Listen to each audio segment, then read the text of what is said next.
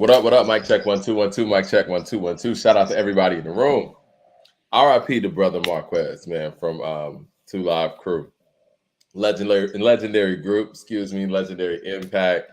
And yeah, man, rest in peace to that brother. Ice T just posted something recently, I think about earlier today, where he was saying that Brother Marquez was on the original 99 Problems. See, we don't get those little hip hop nuggets like that, man. So rest in peace to him. Two Live Crew, legendary in what they did and the impact that they had in the game, on the South, and parental advisory stickers as well. So yes, man, I want to start it off giving praise and and shedding light to him and the impact that he's put in this culture, because that's very important. I think we need to do that more. We need to make sure that our legends get their flowers, as cliche as that is, get their flowers while they're here. And when they do pass, we make sure that people acknowledge their impact and everything that they had to do with getting hip hop to where it is currently.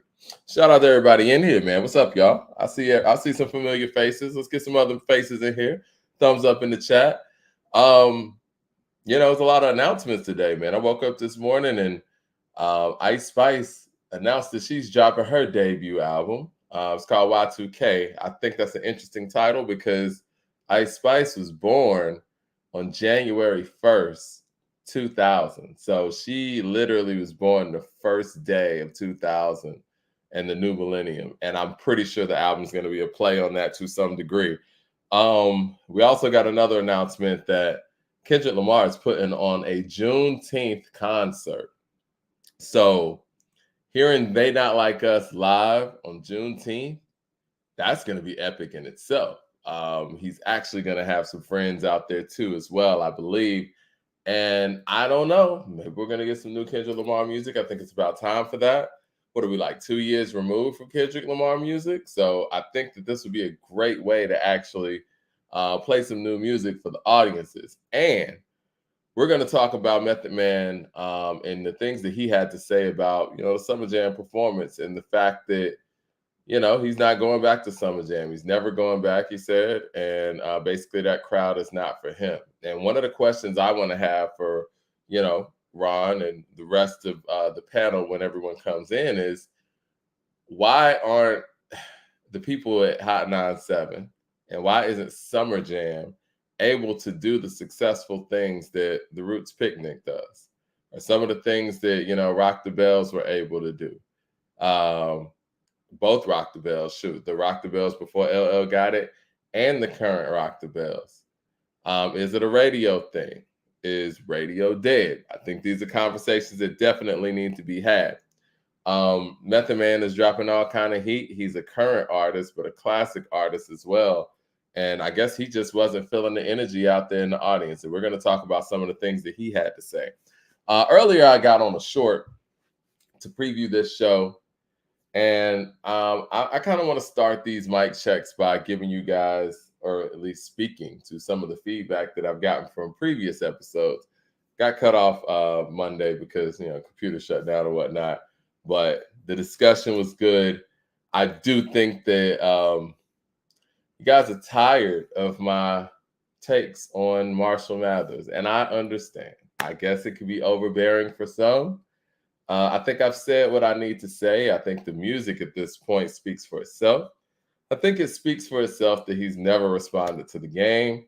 I think it speaks for itself that, he's not the ultimate battle rapper that everybody always thought he was. And I think it speaks for itself that there's been a 20-plus year drought musically, and I don't really have to say anything else. So I don't want this to be beating a dead horse every episode. A lot of things I say are in jest, but when I hear new music and new singles and see people overreacting to them, I'm like, well, you know what?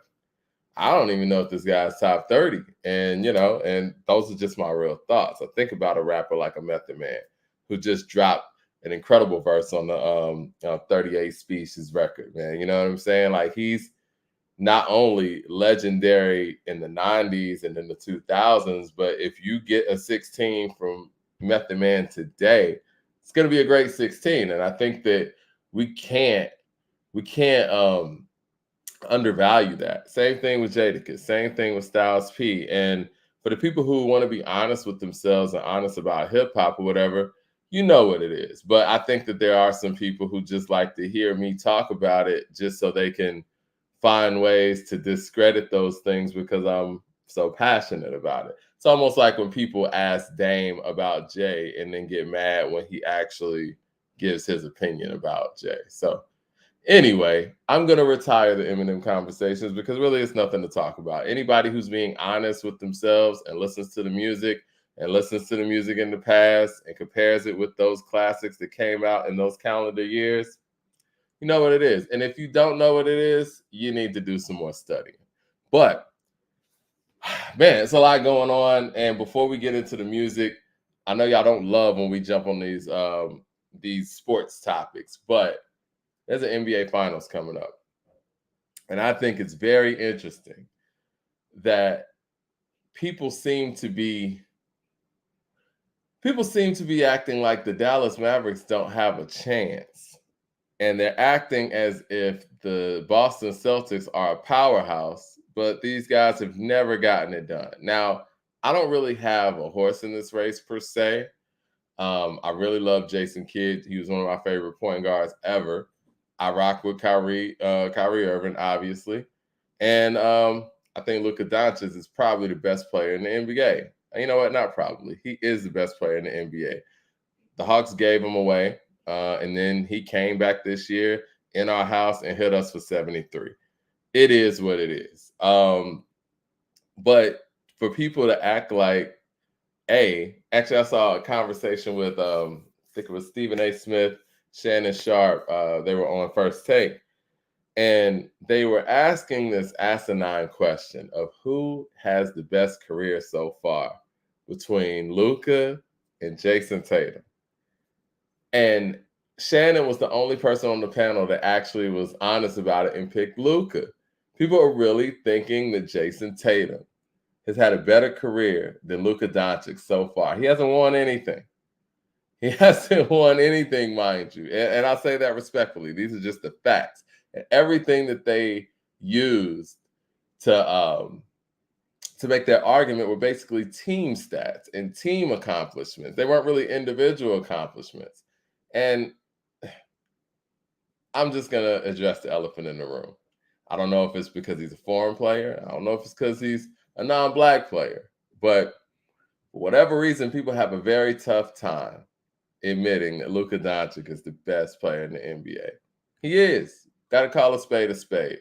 And what they're doing, what ESPN is doing at large, because I see they're really rallying around the Celtics and they're really putting a lot of pressure on Jason Tatum, they're really setting him up for the fall because in this finals, when Luka goes out there and busts their ass, they're going to act like Jason Tatum just fell off a cliff or something. They're going to act like Jason Tatum just went out there, underachieved, didn't get it done. They haven't been getting it done. Neither one of these teams has a championship. Luka has a championship on an international level. And if you look at your eye test, and if you watch basketball, you watch sports, look at both of these teams and look at how both of these teams operate in close situations. Dallas has two closers on their team. Dallas has two guys who are ice cold in defining moments. When Boston played Indiana, man, none of those guys really wanted to close. And thank God for Jaylen Brown for actually hitting that shot in the corner. But those guys don't do what Luka did to what's his name, Rudy Gobert. They don't do those things. And so for ESPN to go out there and act like Boston's just gonna like either sweep these guys or beat them in 5, they are doing Boston a big disservice. They are, because Dallas is gonna win this. I would say Dallas in 6. I think Dallas can win this in 5. I'm going to be conservative and say Dallas in 6. I said, what series was I watching? Are you serious? Okay. You know what? I want to bet the audience something. I mean, we should put a wager on this as an audience. Like, you guys really think that Boston's going to win this series? I mean, I could put it in the chat. Like, I want to see where you guys at on this, because I mean I know we talk hip hop, but we talk sports too. Ron, you over there? Yeah, I'm here, brother. I'm looking at the chat right now. What's up, everybody in the chat? What's up, everybody? I see King KO saying that Dallas is a loser city. Come on, B. Nah, come on. Dallas is the second home, B. We can't call it like that, you know. Why is Da- Dallas a loser city? I mean, he must be talking about the Cowboys. If you talk about the Cowboys, sure, but nah. I got the Mavs, man. I got the Mavs in 6. I think leaving Kyrie off the top 75 team was egregious. I don't think you can't tell the story of basketball without telling the Kyrie Irving story. That was a lot of politics going on with Kyrie, man. But you see him from a ball handling perspective. He was the catalyst that won Cleveland that championship. LeBron was the engine. But without Kyrie, their Mavs don't come back from a 3-1 deficit and beat the Warriors back in 2016. That just doesn't happen. Um, I don't blame him for I'm what talking happened about in the Cavs. The I got Cavs. The Cavs. I don't blame him for what happened in Brooklyn. I think the Brooklyn ownership, I think Steve Nash wasn't the best coach for that. But right now, the way Kyrie is cooking in the playoffs, I got the Mavs in 5, man. Plus Dallas is my second home. So I gotta root for the home team. I mean, just to be honest, man, like Jason Kidd was able to get it done as a player, and he was, I mean, let's be honest, he was kind of a player coach on that Mavs team to beat the Heat. So he knows what it takes. Luka's done it on an international level, and just to be honest, man, Luka's just a better player than everybody out there right now. And Kyrie, he knows how to close. He knows what it takes. I think he had to find culturally the best fit for him, and he's found it. And they got some pieces around them that work. These guys have actually done it. Nobody on Boston has done it. Nobody on Boston has closed. I think what they're doing, they're putting the legacy of the Celtics franchise up against, I mean, they're putting it on these young guys who haven't gotten it done. Because if we really look at this Celtic team, they haven't really been battle tested. We talk about the East was weak when LeBron was in it, man. Like this may be the weakest that I've seen the East in a minute, and that's saying a lot because they pretty much just walked through the East.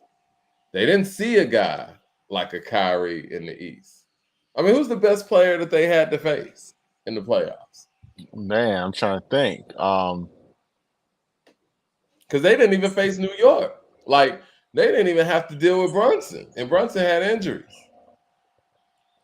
I mean, Tyrese Halliburton was the best player. And I only saw him for 2 games since he got hurt. Right, and he was down too. And they went out there and they were beating teams that had a man out. You know what I mean? A key player out. And again, that's part of basketball. That's not what's going to happen tomorrow. I mean, it looks like everybody in the chat. We got 31 voters. It's 71% to 29% Mavs. So I think people know what it is. They don't want to admit, for whatever reason, that Luka Doncic is the best player in the NBA. And after this series, they're not going to really be able to run from that. They also don't like the fact that now they're having to give Kyrie the proper respect that he deserves as not only a player, but as an individual and as a man that they weren't giving him a year ago. You spoke about him being left off that top 75 players list. That was all personal. Same thing with Dwight Howard. That was egregious. So at this point in time, can anyone truly say that you're going to put James Harden over Kyrie Irving? Now, I don't want to point James Harden out like that. He has some great seasons. He's a great player. But knowing what we know now, are we really going to pick James Harden over Kyrie Irving? Shit, after this series, can someone make an argument? I don't even want to say make an argument. It's going to be a foregone conclusion that Kyrie Irving's better than Russell Westbrook. And I love Westbrook. I can't hear you, Ron. I think you're on mute. Oh, let's keep it a buck, man. We ain't gonna have that conversation. I love Russell Westbrook, but you can't. I think Kyrie's in a different weight class. What about Allen Iverson? Ooh, I got to go with AI, man. Why? He was transformational. I don't think Kyrie is transformational as well, but as far as leading a team, I mean, you think of Allen Iverson is an MVP, first of all, 2001 MVP. Or was it 2000, 2001? So, I think it was 2000. So 2000, I mean, single-handedly beat the Lakers by himself in Game 1 of that finals. Are you talking about one game that went to double overtime? But he wasn't playing. Well, but Mike, he wasn't playing with nobody, Mike. He wasn't playing with nobody, man. You know what I'm saying? You got to. AI was different. He was just different, man. He was different. I don't even think Kyrie's ever averaged over 30 a game. Like AI was busting you over the head with like over 30 a game. He was a scoring champion. I think he didn't win though. Like he didn't win playing that way. He didn't have LeBron. Now imagine. But do you think? How do you think that he would have played with LeBron? I mean, I'm just asking questions here because when we're talking about team sports, yeah, all the individual stuff is great, but sometimes a player like that has to kind of, step back when they have another person that's like a LeBron and be able to play their role. Now, we did see Allen Iverson play with Carmelo Anthony for a quick spell, and I think they were doing well. And, they traded him to Detroit. So we didn't really get to see what that looked like long term. Same thing with Iverson and, he's not playing with Shaq. Like if Iverson played in Kobe's place, maybe that would have been different. But again, we don't know. Mad Max with the super chat says, your former co-host told me that Dame is better than Kyrie. I was right. You were right, Mad Max. But, listen. I love Iverson. And I think Iverson's kind of like Mike Tyson for us culturally. We don't want to admit the shortcomings. On paper, and historically, like I said, that game point average for AI is going to stand out. But when it's all said and done, because I don't think what these guys are doing in Dallas is a fluke, it's going to be hard to really prove to people who weren't there that Iverson is better than Kyrie Irving. Because you think Dwayne Wade's better than Iverson, right? No, I didn't think that. Who said? I don't think that. Dwayne Wade's a lot of. There could be a lot said about Dwayne Wade. I don't think that. And Dwayne Wade as a basketball player was a hell of a player. He was a great player, but today in 2024, I've got to take him down a couple notches. I can't say he's better than Allen Iverson. I'm just not going to say it. Why? I mean, really, like it would. Really, he's better than. No, there is a point. There is a point. He was a better defender than AI. He's a three-time. Was he a three-time or four-time champion? I mean, he has the second most blocks for a guard all time, only behind Jordan. I mean, the way that he was what he did to Verajao on that play, man. Nah, man, Flash was a problem, man. Like, no, Dwayne Wade's better than Allen Iverson, regardless of what people think about what he wears in present day. That nigga could play. I just say what it is. Okay, yeah. Whatever, man. He was a better defender than AI, but the impact, did he change the game as much as AI did? When AI came on the scene, he revolutionized baskeball, Mike. How exactly? Because he was braids and tattoos. Nah, I'm talking about his ball handling skills. He came in. I think Rod Strickland had good. Isaiah Thomas was a great ball handler. Rod Strickland was a great. Rod Strickland, of course. Tim Hardaway. Stephon Marbury had handles, but you know what I'm saying. Tim Hardaway had handles, but the way AI played his jump shot, I mean, he was just a relentless scorer, man. To be 6 foot tall, maybe 5'11", you know what I'm saying. But he was 6 feet. He was just dynamic. I mean, he was just like a relentless killer. I mean, his jump shot was better than D Wade's. I mean, he was fast. His handle was better. D Wade had some handles too. But I think I was gonna say, man, I don't know. His handle was better than D Wade. And again, you know what I'm saying? D Wade had a lot of supporting cast. Right? His first championship, I think Alonzo Mourning, Gary Payton. Who else was on that team? They had a lot of people on that team. My man used to play for Boston was on that team. You talking about Antoine Walker? Antoine Walker was on that team. You had I think Alonzo Mourning, you had Shaq. So I mean, he had a lot of help. You know, he had Pat Riley as the coach. Then you had, you know, the second and third championship. You got Bosh, you had Shane Battier, LeBron, of course. You had Mike Miller. You had UD. You had a lot of, you know, you had Birdman. You had a lot of people. You had Mario Chalmers. You had a lot of help, man. But I'm saying AI didn't have no help. Who was AI's help, man? He had Dikembe, but Dikembe was almost at the end of his rope at that point. You know what I mean? So let's be for real. Well, I mean, listen, you're not gonna get any argument from me on that. I think Allen Iverson took one of the weakest teams I've ever seen to the finals, with the exception of LeBron's Cavs that had Eric Snow at point. But even outside of that, though, I mean, he played on other squads. That Nuggets squad, they lost in the first round, right? Yeah. Imagine if you put imagine you put AI on the damn Miami Heat. He would probably have about 4 or 5. You're trying to gloss over the fact that the team where he had Carmelo Anthony, J.R. Smith. He had George Karl as his coach, man. Come on. Come on. He also had Larry Brown as his coach too. Denver wasn't gonna win nothing, Mike. Come on, let's keep. Let me get to the super chats. Ill Magic says Boston's chance of appearing threatening to Dallas hinges on having both Marcus Smart and Kemba Walker on their team. Yeah, I mean the West is just so much more competitive too. It's like guys in the West have been battle tested, and the fact that Boston has been sitting for a minute too. How long have they rested, man? They done rested for about a week and a half. It seemed like 2 weeks, bro. Yeah, Mad Max with the super chat says J Kidd was better than AI. I agree with that too. You know what? I agree with that too. I agree that I think D Wade was better than AI. I don't want to sound like I'm AI bashing. I think that Jason Kidd was better than AI. Hey, don't say it, Mike. Don't you say it.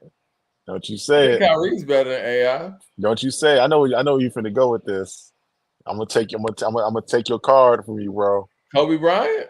Nah, you don't even know what don't say Steve Nash is better than AI, bro. I wouldn't say that. He's not. And I like Steve Nash, but no, he's not. Okay. I thought you were gonna say like Larry Bird or something. Of course, Larry Bird is better than AI. What about Dirk Nowitzki? It's better than what, AI? Mm-hmm. Shit, he's a champion. So yeah, I mean, you know. Well, so is Wade. What are you talking about? I mean, it's apples.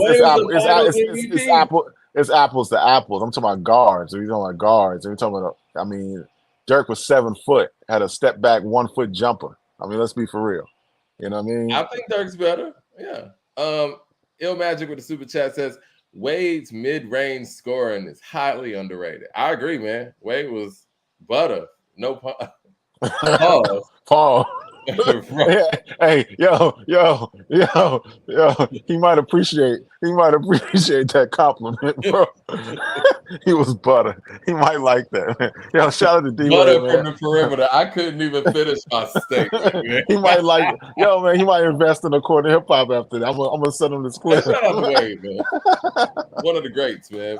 DJ Bruce Almighty with the super chat says, Ron, none of these Miami players were prime either. Yeah, it's true. It's true. Ron Vay in the building. Shout out to Vay. He says AI is my favorite player, but D Wade is better. We're gonna talk about that tomorrow, man. We're gonna drop our episode tomorrow, right? An hour before the finals. I'm looking forward to that too. Y'all been dropping some dope episodes. Ill Magic says, what makes AI and Kyrie different from each other? It's a good question. I think Kyrie wins. And Kyrie can also accept, and I don't like saying this about AI, man, because I love Iverson. He can accept the fact that he's the number 2 to a great player. I think the only person in that era that AI would have accepted being number 2 with is Shaq. Yeah, I mean, he could have been number 2 to Kobe.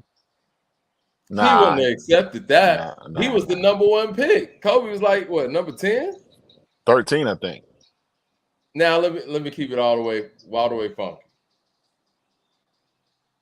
Out the gate, Iverson was much better than Kobe.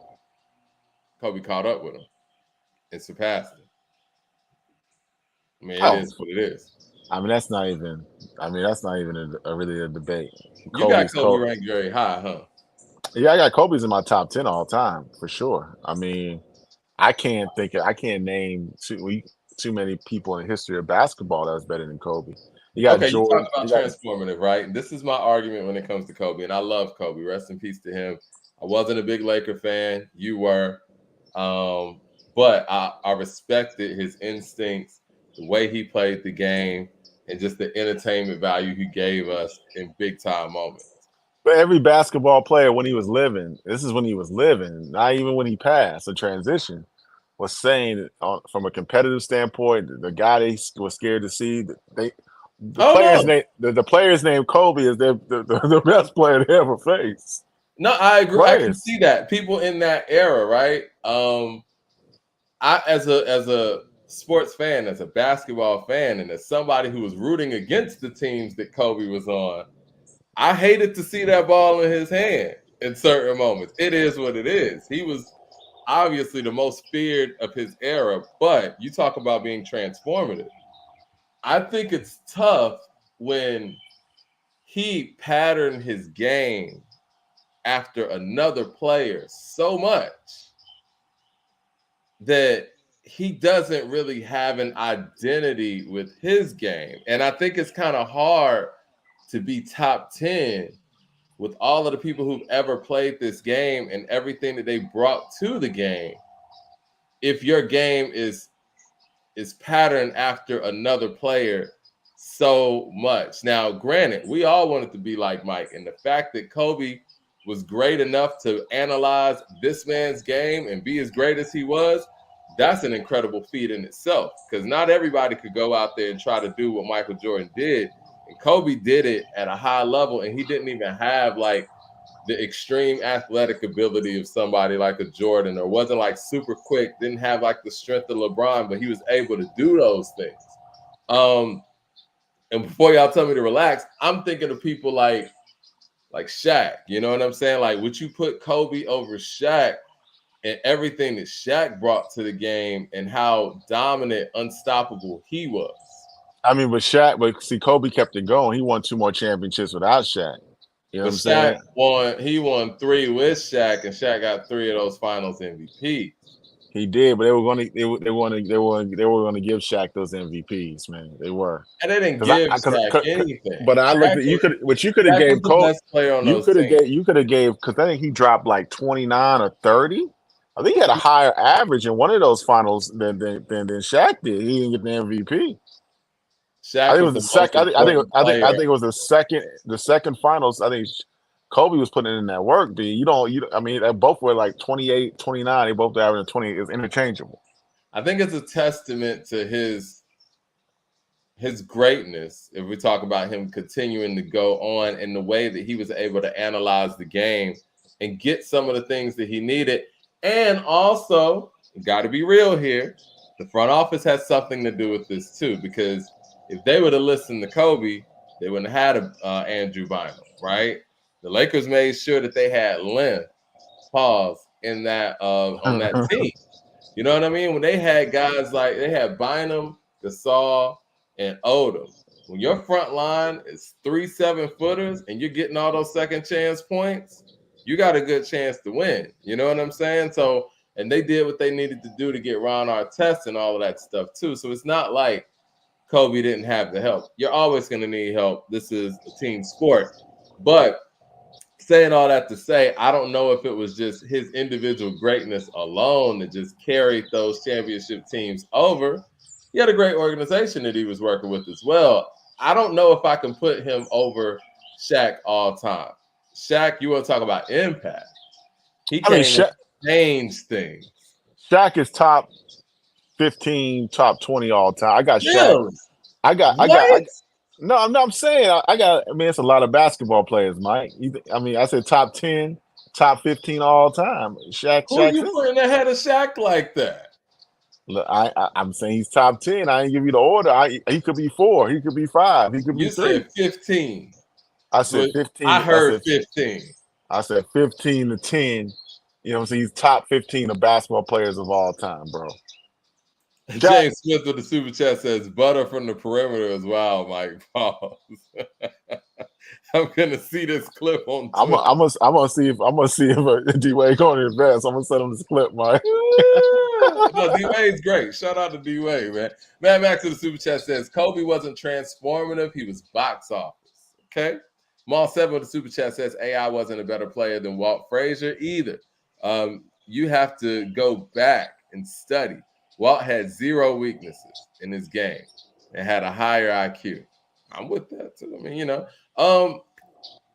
I mean, listen, I don't think I could put Kobe over Magic. Are you doing that?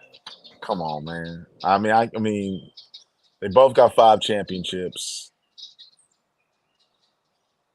But Magic contributed. They both got 5 championships. Magic did contribute right away.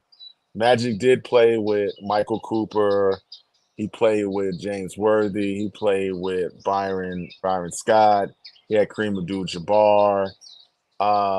He played with another guy too.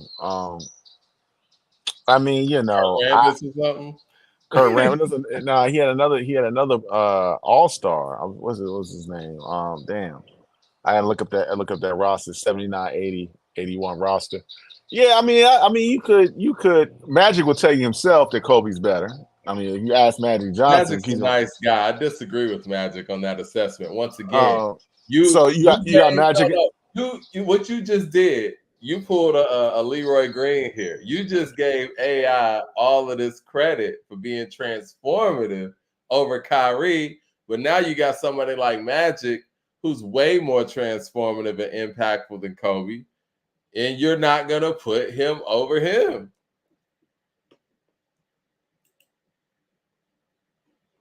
Are you there? He went out on that note. Mad Max with the super chat says Shaq had a top 5 prime, but he was lazy. Mall 7 with the super chat says Magic is the greatest Laker. Next question. All right. Well, sounds like that's what it is. All right. These are the guys, before y'all think I'm tripping, that I would put ahead of Kobe in the top 10.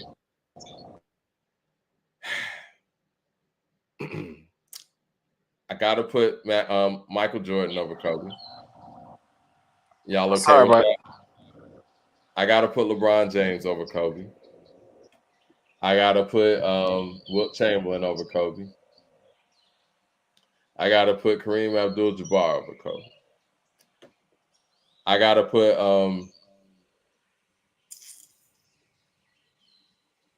fuck it, I'm just gonna say I gotta put Larry Bird over Kobe. Man, come on, man. I'm out, man. Get Leroy on this. I gotta put Tim Duncan. Get Leroy on get Leroy on the show, man. I'm out. Man. No, Wait. Wait. Larry Bird is better than Kobe, man. Larry Bird is better than Kobe, Mike. Let's be for real. I'm out, man. I'm done. So, yes. I'm out of here, man. You know what? Yeah. I'm out of here, man. I think so. Tim Duncan. I got Tim Duncan over Kobe. I'm out of here, man. What about Hakeem Olajuwon? I can't take no more, man. I'm out, man. You ain't got to keep Olajuwon over Kobe? Let's talk about this music, man. I'm done. You ain't got to keep Olajuwon over Kobe? What's the Kendrick topic, man? What's the Kendrick topic, man? I don't want to talk about this shit, man. He says, y'all talk about Larry. Chat says, Ron, you bugging. Shaq is top 10 easy. You sit here telling me on this podcast that's going out to these people that Larry Bird was a better basketball player than Kobe Bean Bryant. Y'all, man, we can break that down if you like. You know what I'm saying? Like, we're talking about a guy who's averaged like 24, 10, and 8 throughout his whole career. You're talking about a guy from the small forward position who was out rebounding his power forward and his center, who were both Hall of Famers his whole career. We're talking about somebody who's super clutch, not to mention somebody who won championships against 2 of the greatest teams of all time. That Laker team that you mentioned was stacked. He actually beat them. And we're talking about a guy who waxed Olajuwon's Houston team in the finals. So no, it's not a crazy thought. And again, I'm giving Kobe all kind of respect, but Larry Bird started right away from jump. My biggest thing with Kobe and comparing him to the other greats is the fact that he's a carbon copy of Michael Jordan, all the way down to having Michael Jordan's coach. He had Phil Jackson. Why do you think that all of his championships that he won were with Michael Jordan's actual coach? You don't think that was strategically done? And I think that's a great move on his end. But these other guys carved their own way, and it's a little bit different. Now, am I saying that Kevin Durant's better than Kobe? No. I see OG Michael. West. It's like, that's a weak excuse. I love Kobe. I don't want this to be taken a different way. Michael, who did Larry Bird play with? Who was his teammates? Kevin McHale, Robert Parrish. He had Dennis Johnson, Danny Ainge. He had Luke Walton, rest in peace, for about a year or so. But he was in a wheelchair. You know what I'm saying? Who was his coach? Red Auerbach. Okay. But what did this team do before he came along? How long in 1992 was Larry Bird? 12th season, 13th season. Larry Bird was done, right? Well, he played a bunch of college. Kobe didn't play any college. Okay. All right. I mean, it's what it is. You know what I'm saying? Like, he played 4 years. All right. I'll tell you what, man, in a series, it's hard to say who I take, but if I'm going in one series, man, it's hard to go against Kobe, but I'd be confident. I'm not saying that Larry Bird wasn't great. Top 20. Okay, hold on. I want to put that in the poll before we move on to the next thing. I want to see what people say. Because Mike, you said now let's give the audience for real, because we go back almost 30 joints. You said you still believe this? You still believe Larry Bird is better than LeBron James? No, I don't. But he was at one point. LeBron surpassed that. It's not a lot of people better than LeBron James. This man got 40,000 points, man. No. Mike, it was almost 5 years ago. You were still saying Larry Bird was better than LeBron James. Stopped that. You know when I stopped that? When LeBron went back to Cleveland and beat that Golden State team the way he did. When he did that, was better. He was better. He was better than Larry Bird before that, Mike. I mean, at that point, the only championships he had was when he teamed up with his draft class. But when he went back to Cleveland and beat this 73-9 Golden State team in that fashion, that's what it is. That LeBron James 2 MVPs in Miami. Larry Bird ain't seeing that, man. That basketball player. But no, you're talking about two different things.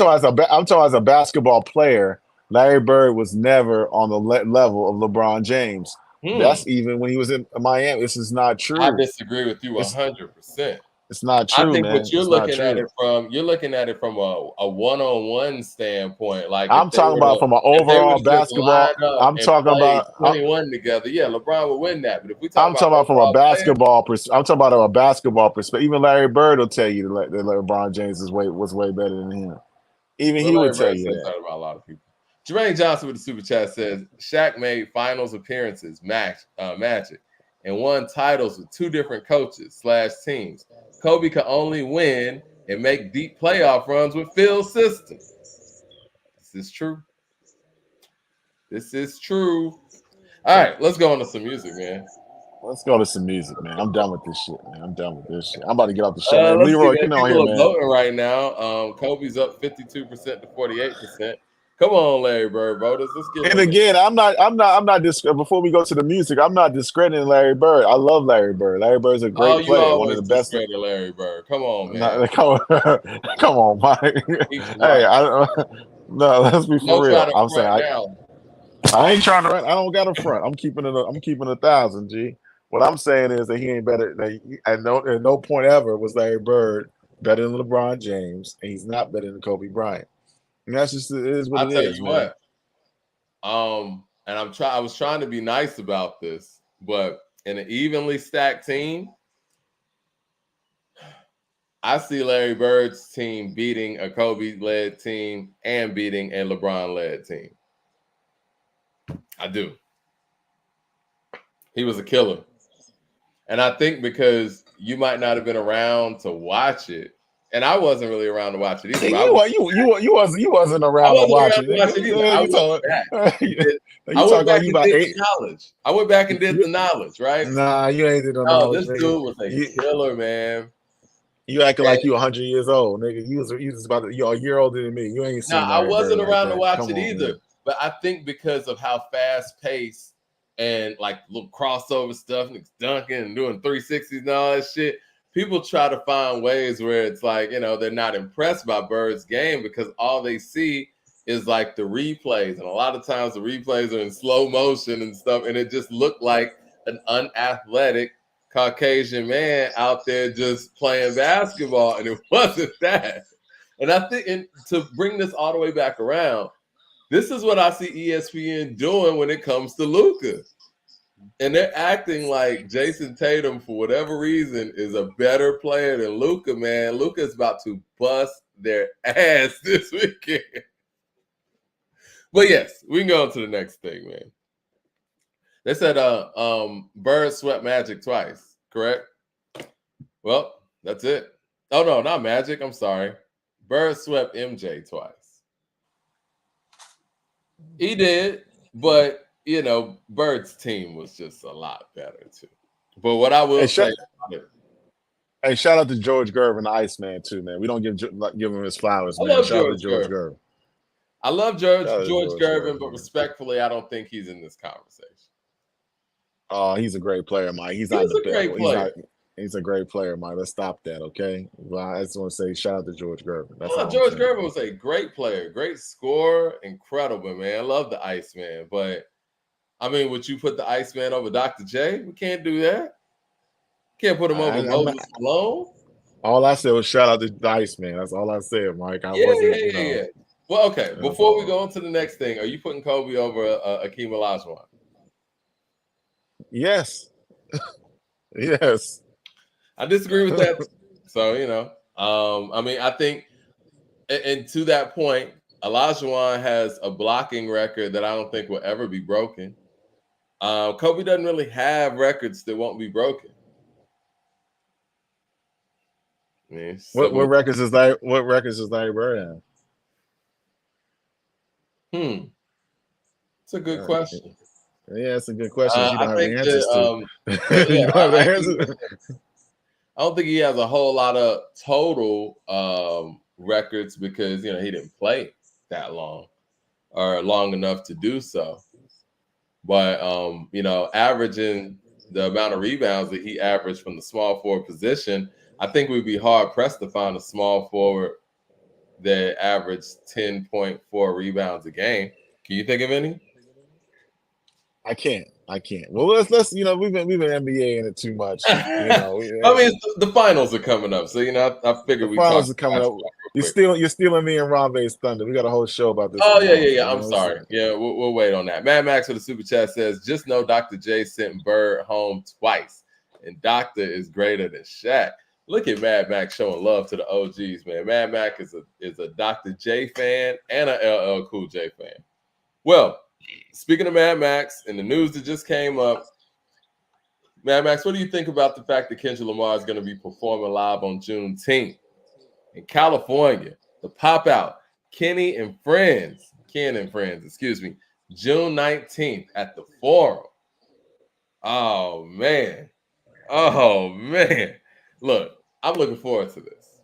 I think it's gonna be some new music coming out of this.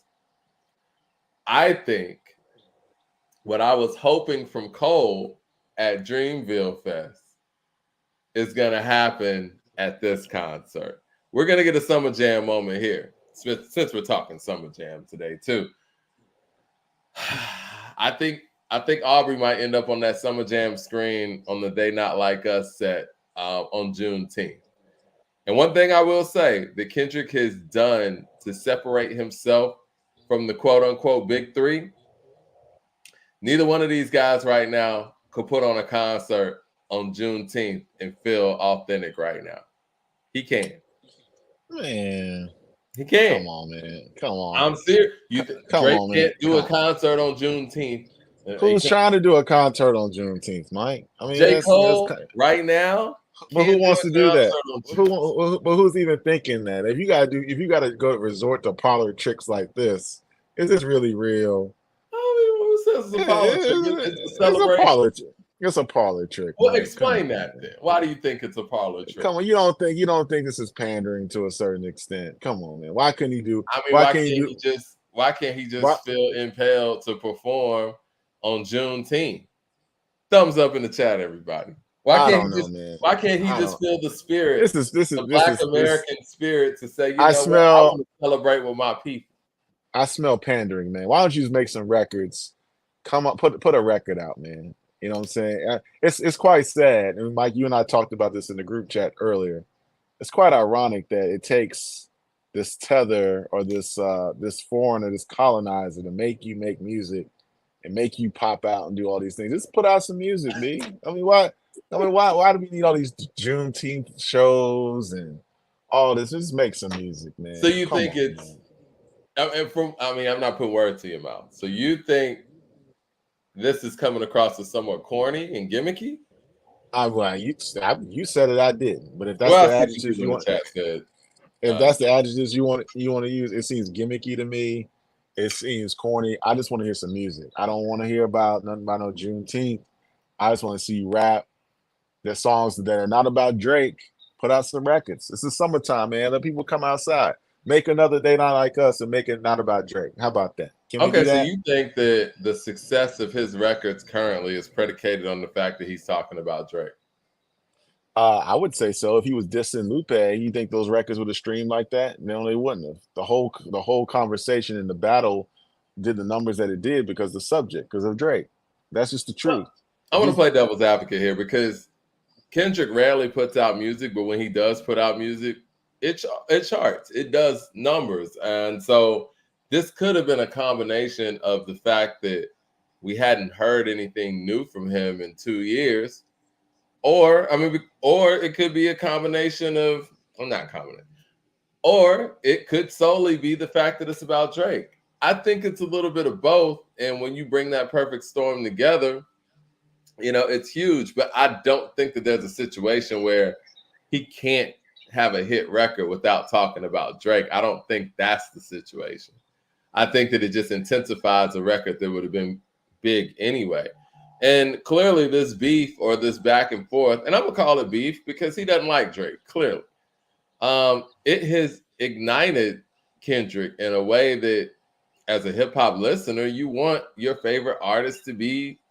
Well, how do you know that? How do you know that, Mike? You haven't heard any other music outside of now. If you would have dropped a mixtape with some other songs that were not about Drake, then I would say, yeah, he's been ignited and he's got a musical fire lit up on there. But all the songs have been about Drake, and that's about it. I mean, what have you heard? What evidence have you heard that he's been reinvigorated or he's about to put out a dope album? Well, I haven't heard it. 616 is about Drake, but it sounds like a song that would have been dope even if it wasn't, if that makes any sense.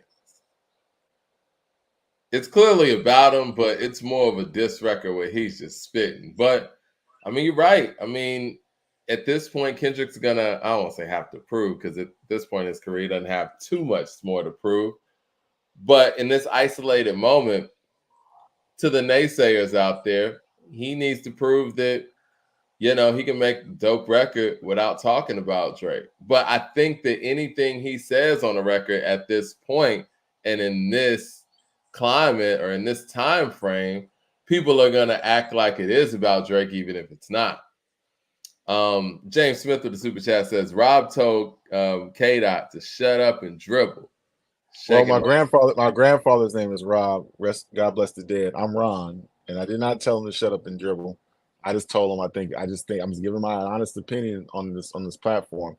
I think it's kind of gimmicky, and I want to hear some songs that have not revolved around Drake come out, and that's what I'm waiting for. I think like 616 in LA, I heard there was not originally supposed to be a Drake diss record. It was supposed to be something else. I want to hear more records like that. So that's all I'm saying. That's all I'm saying. I think they both kind of rode high off of one another in this back and forth, because that record that Drake just put out, or the feature, now granted, I don't know if y'all heard the Sexy Red record that he's on. I know I was out of town when that dropped. Drake's spitting on there. You know what? Somebody said in the chat that Ron is predictable. So I'm gonna do something very unpredictable. I'm gonna go out and I'm gonna go out. I'm gonna fly up that morning and cover the show, and we're gonna do the show live in LA for y'all. So that's since I'm so predictable. We're gonna do it like when is it? Juneteenth? Yeah, you do sound like a hater. I'm not gonna lie. Well, no, don't do that to me, Mike. I'm not a hater. You said it's you try to see Mike. See, let me tell the audience something. Mike be trying to dump his thoughts on me and make me say them. You know what I'm saying? Make me be the bad guy on this platform. He gonna hide behind and say I'm a hater. But I'm gonna go to LA. I'm gonna try to get. No. I want to give. I'm gonna go to LA. I'm gonna go to LA. I'm gonna report objectively. I'm gonna go there. I'm gonna have my According Hip Hop shit on. You know what I'm saying? I'm just gonna report what the people are saying. I'm gonna interview some folks, and we're gonna have a good time. That's what we're gonna do. It just seems like you're not giving Kendrick the benefit of the doubt that I feel like you would give J. Cole. Because if J. Cole did a Juneteenth concert, I don't think that you would call it gimmicky. I could be wrong. It seems like, with the big three, you guys play favorites. And I think when I'm talking, it sounds like I favor Drake when I'm not really a Drake fan like that. But I do see that everybody ganged up on one person. And I think that was kind of weird. You know what I'm saying? And that was unnecessary, to be honest. But I think this Juneteenth concert's a good idea. But I also feel like the disdain that Kendrick clearly has for Drake, this is not going to be a peace offering. I think They Not Like Us is going to be the theme. And the theme of They Not Like Us is speaking about colonizers. And the chief colonizer in this, and I think he wants to hammer this this notion home, is Drake.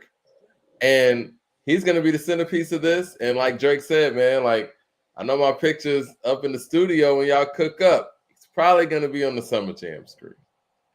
So all right, let's keep it respectful, critical mass. I don't play them games, bro. We not like that, man. That's hater talk, man. Let's not do that. We can be respectful in our discourse here, man. You know what I'm saying? It's all G.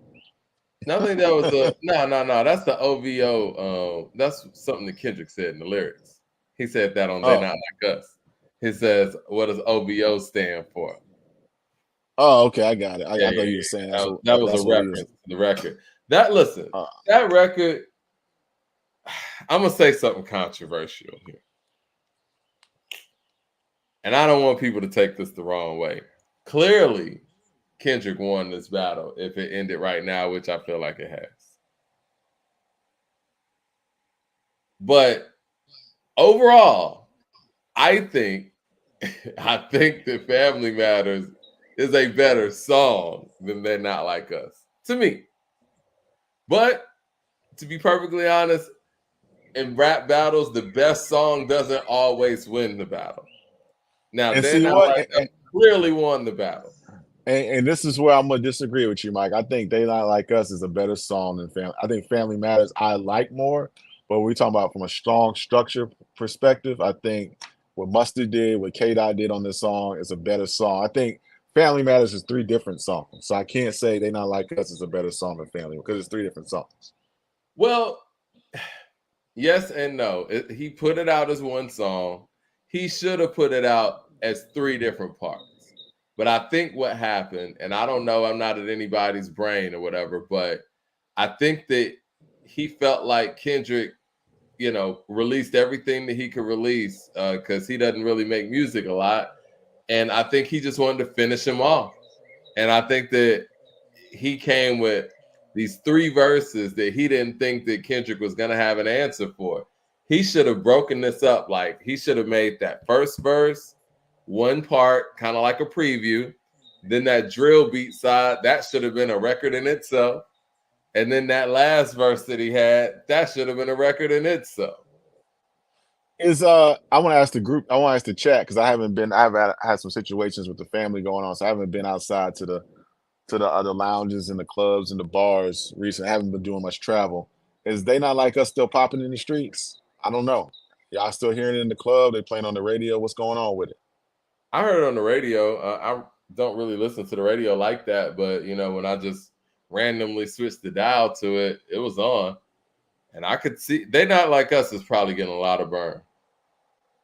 Family Matters was crazy, man. But I think what happened with Family Matters, I know what happened with Family Matters is Meet the Grams. When that dropped 30 minutes later, Family Matters had no ability to gain any kind of momentum. And then by that time, They Not Like Us dropped hours after that, and it was over. And you could tell by Drake's response that Family Matters was supposed to be his kill shot. And it wasn't. And they played that shit perfectly, man. I want to quote some of the bars from Family Matters, if you don't mind, to kind of make my point just a little bit before we move on to the next topic. But I mean, favorite part. I think it's gonna go down as one of the most slept on diss records. He said, "A cease and desist is for hoes. A cease and desist is for hoes." That's That second verse was lethal, man. He's talking about Ricky reading my Miranda rights and shit. Like, he should have separated these things, man. He was going in. He called ASAP's wife by her nickname. That was hard. That was hard.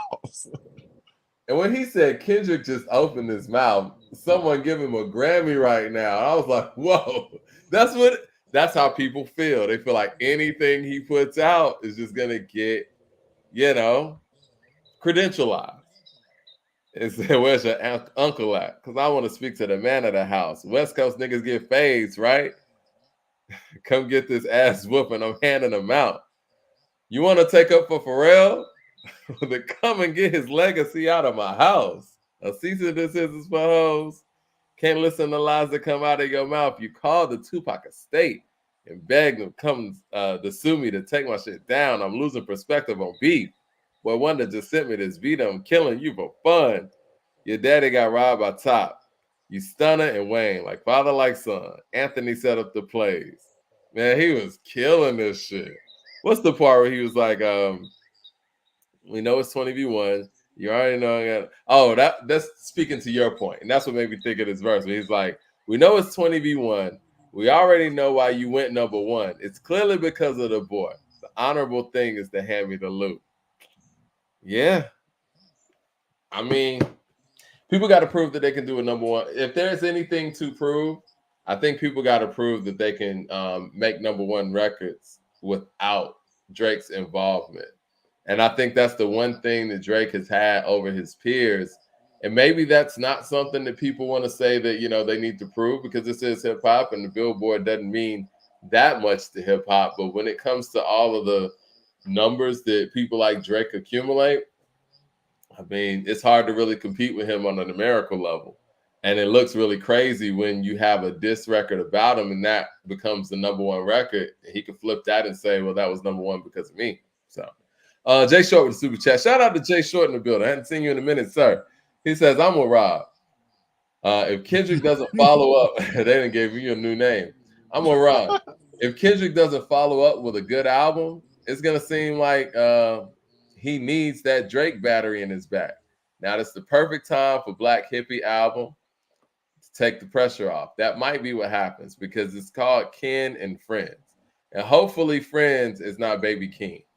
And hopefully Friends is J-Rock, Schoolboy, and my man Soul. So this would be a perfect time for the Black Hippies. And they really rallied around They're Not Like Us. I think they got a West Coast remix too. Man back to the super chat says, Dots, June 19th, first time he would get spun at the barbecue. Huh. So, yeah.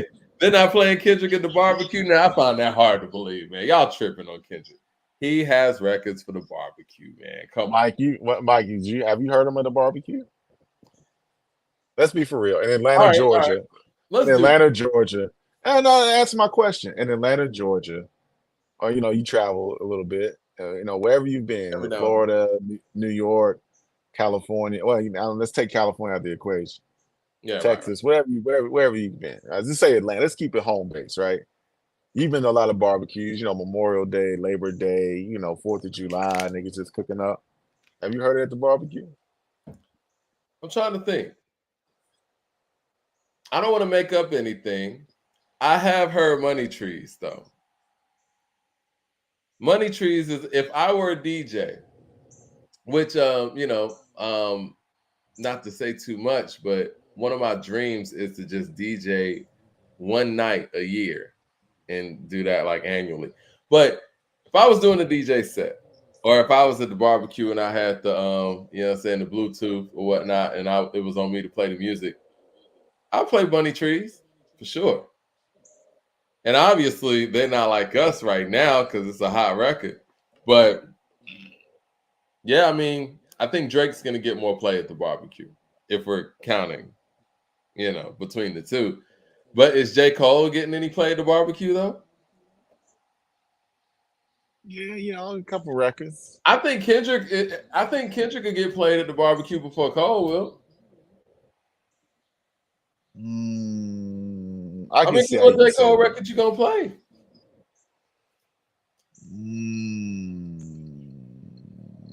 You gonna say the Lil Durk record, man? You like that record? I don't really like that record. I really don't like that record. Yeah. James Smith with the super chat says, this concert will be like when Nas dropped Made You Look after beating Jay. A well-deserved victory lap song will probably get premiered. Listen, that's saying a lot. If Made You Look is a victory lap song, it is the greatest victory lap song of all time. And if Kendrick has a Made You Look, let me say this right here and right now on June 5th, 2024. If Kendrick Lamar has a Made You Look in his back pocket right now, and he's dropping that on Juneteenth, he's top 10. That's how far I'm going to go with this. If he has a Made You Look, what? Hey man, hey Leroy, man, get on here, man. I'm about to go. Listen, I'm saying that because he doesn't. Let's keep it a buck. Made You Look is special. I think Made You Look is it's a top 50 hip hop song all time. Now, the only reason why I might not have it further up is because I can't put it past certain songs with impact, But if we just talk about from a quality standpoint and my personal favorite hip hop records, Made You Look's probably one of my 20 favorite hip hop songs. Made You Look is heavy. No, I mean, let's be for real, man. I mean, let's be really real. What you don't think from a quality standpoint it's legit to have Made You Look as a top 20 hip hop song? No, I didn't say that. Okay. I just don't think Kendrick Lamar is capable of making a song. I mean, Made You Look is Nas. Let's get that out the way. Yeah. We're talking about Nas, right? We're talking about Celine Remy made the track. You know what I'm saying? You're talking about that Apache sample on there. You know what I'm saying? You talking about how they broke it down. I'm gonna order the food, man. Go back in there. I know it's coming. The DoorDash is coming, man. Yeah, you have one. Kids bullying you for the DoorDash. I love it. We having some family things with some health issues here. My wife is visiting some family right now. But anyway, sure. No, man, that record is so special. And you got to that's like a New York record, right? I'm not trying to juxtapose. I'm not trying to make this an East Coast, West Coast thing. That's an organic record. You know what I'm saying? Like Nas can't make California Love, and Nas can't make Jeep Thing. I don't think Kendrick Lamar can make a record like Made You Look. That's like a New York record. That's like a Queens record. That's a Nas record. You can't replicate that. I mean, you could sonically. I think that Kendrick should get a Dr. Dre beat. Really, he should take that beat that they claim that the Dr. Dre worked with the Neptunes on that had the next level. He should take that beat and make a record. And if he does that, then yeah, Well, okay. All right. One, I'm talking about from a quality standpoint, like a Made You Look level of impact. Like you said, that was a victory lap song where he was like, they shooting. Like he was like the battle was over. But he was like, no, I got one more. And this ain't really directed at homie. This is just a hard record. And that is something that I think Kendrick does need right now to kind of, silence some of the Drake stands, for lack of a better term, or the people who still feel like, he's riding off of the coattails of, Drake's back and forth. But to your Dr. Dre point, this is something we've talked about for a very long time, and we always talk about that's the ace in the hole for Kendrick to connect with Dr. Dre. I'm going to say something that might be controversial to people. I don't think that him and Dr. Dre would actually sound that great together. I don't think that, and that's probably why we haven't heard it. We look back and Dr. Dre attempted to work with Nas many a times. Jay-Z too. It was kind of underwhelming. And these guys are great lyricists. I don't know if Dr. Dre's style really works with what Kendrick does. And I think it's very, it would be weird for us to feel like these guys have been working together to some degree for over 10 years now and never made a song together where Dr. Dre produced and Kendrick rapped over. Like, that's hard to believe that that's never happened. I just believe it's happened and it just wasn't good enough. You know what I mean? And that's what I'm saying. Oh, that's what I'm saying. Go ahead, Mike. Go ahead. I was just gonna go through these super chats real quick. DJ Bruce Almighty says, "Come on, Ron, LOL. You've heard Don't Kill My Vibe at the barbecue. Also, Humble was a #1 song. Anytime Kendrick dumbs down the masses, love it." That's a fair point. That's a fair. But let me answer that real quick before you go, Mike. Yeah. Go ahead. The last time I heard Kendrick at the barbecue, I didn't have kids asking me for DoorDash. But go ahead, Mike. The recipe, I see somebody talking about that in the chat. Coupe DeVille produced that, not Dr. Dre. I don't think Dr. Dre has produced a Kendrick song yet, but let me know if I'm wrong, guys. Ill Magic with the super chat says, other than Drake, I've seen people on social media say Crit always makes the perfect barbecue family reunion music. Shout out to Crit, man. We need to interview Crit because Crit gets a lot of love here, and I think there's a whole lot to talk about when it comes to Crit. Possibly the most underrated artist of his era. Jay Short with the super chat says, I'm worried that Kendrick does not have an anchor producer or crew surrounding him to give him a unified sound. He's an artist, but he needs to connect with people who have their ear to the streets. I agree with that. Especially with somebody like him who's very isolated socially. You need somebody who is going to be that liaison to what's actually going on in hip hop. But see, that's where these collaborations and stuff really come in at the features. People thought that we were nitpicking on Kendrick when we talk about the fact that he doesn't get on the Griselda records. He doesn't get on records with other MCs. But we're saying that because you have to build that synergy and you have to have your ear to the street to the point where you're able to jump on a Johnny P's caddy like J. Cole did. Jermaine Johnson with the super chat says, barbecue is a weak barometer. Scarface doesn't get played at a barbecue, and he's a top 10 GOAT. Drake's music is perfect for a cookout and for the and for Target. Not Target too. I think Mind Playing Tricks on Me gets played at a barbecue. John Phillips with the super chat says, even Eve said Dr. Dre wasn't really her bag. Scoop DeVille. I'm sorry. Did I say Coupe DeVille? I meant Scoop DeVille. Yeah, Scoop DeVille produced the recipe. So yeah. Listen, man. I mean, I think it sounds great in a vacuum, and the poll's actually going on right now on According to Hip Hop Facebook page. We got Kanye and Dr. Dre in the finals. I think that Kanye's losing to Dr. Dre right now, but it's very interesting that Dr. Dre has Kendrick Lamar at his disposal, and they never worked together. I mean, he's never produced a Kendrick song. And let me know if I'm wrong, though. But yeah, I don't think that that's a viable thing, in my personal opinion. And I think that if Dr. Dre does produce a song for Kendrick, it's going to be so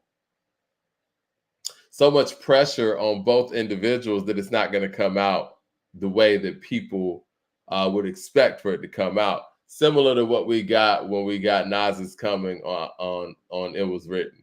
I think that record was underwhelming because of the pressures that were on both to perform on a record like that. Okay, Dr. Dre produced How Much a Dollar Costs. Did he? I never knew that. I'm about to look that up.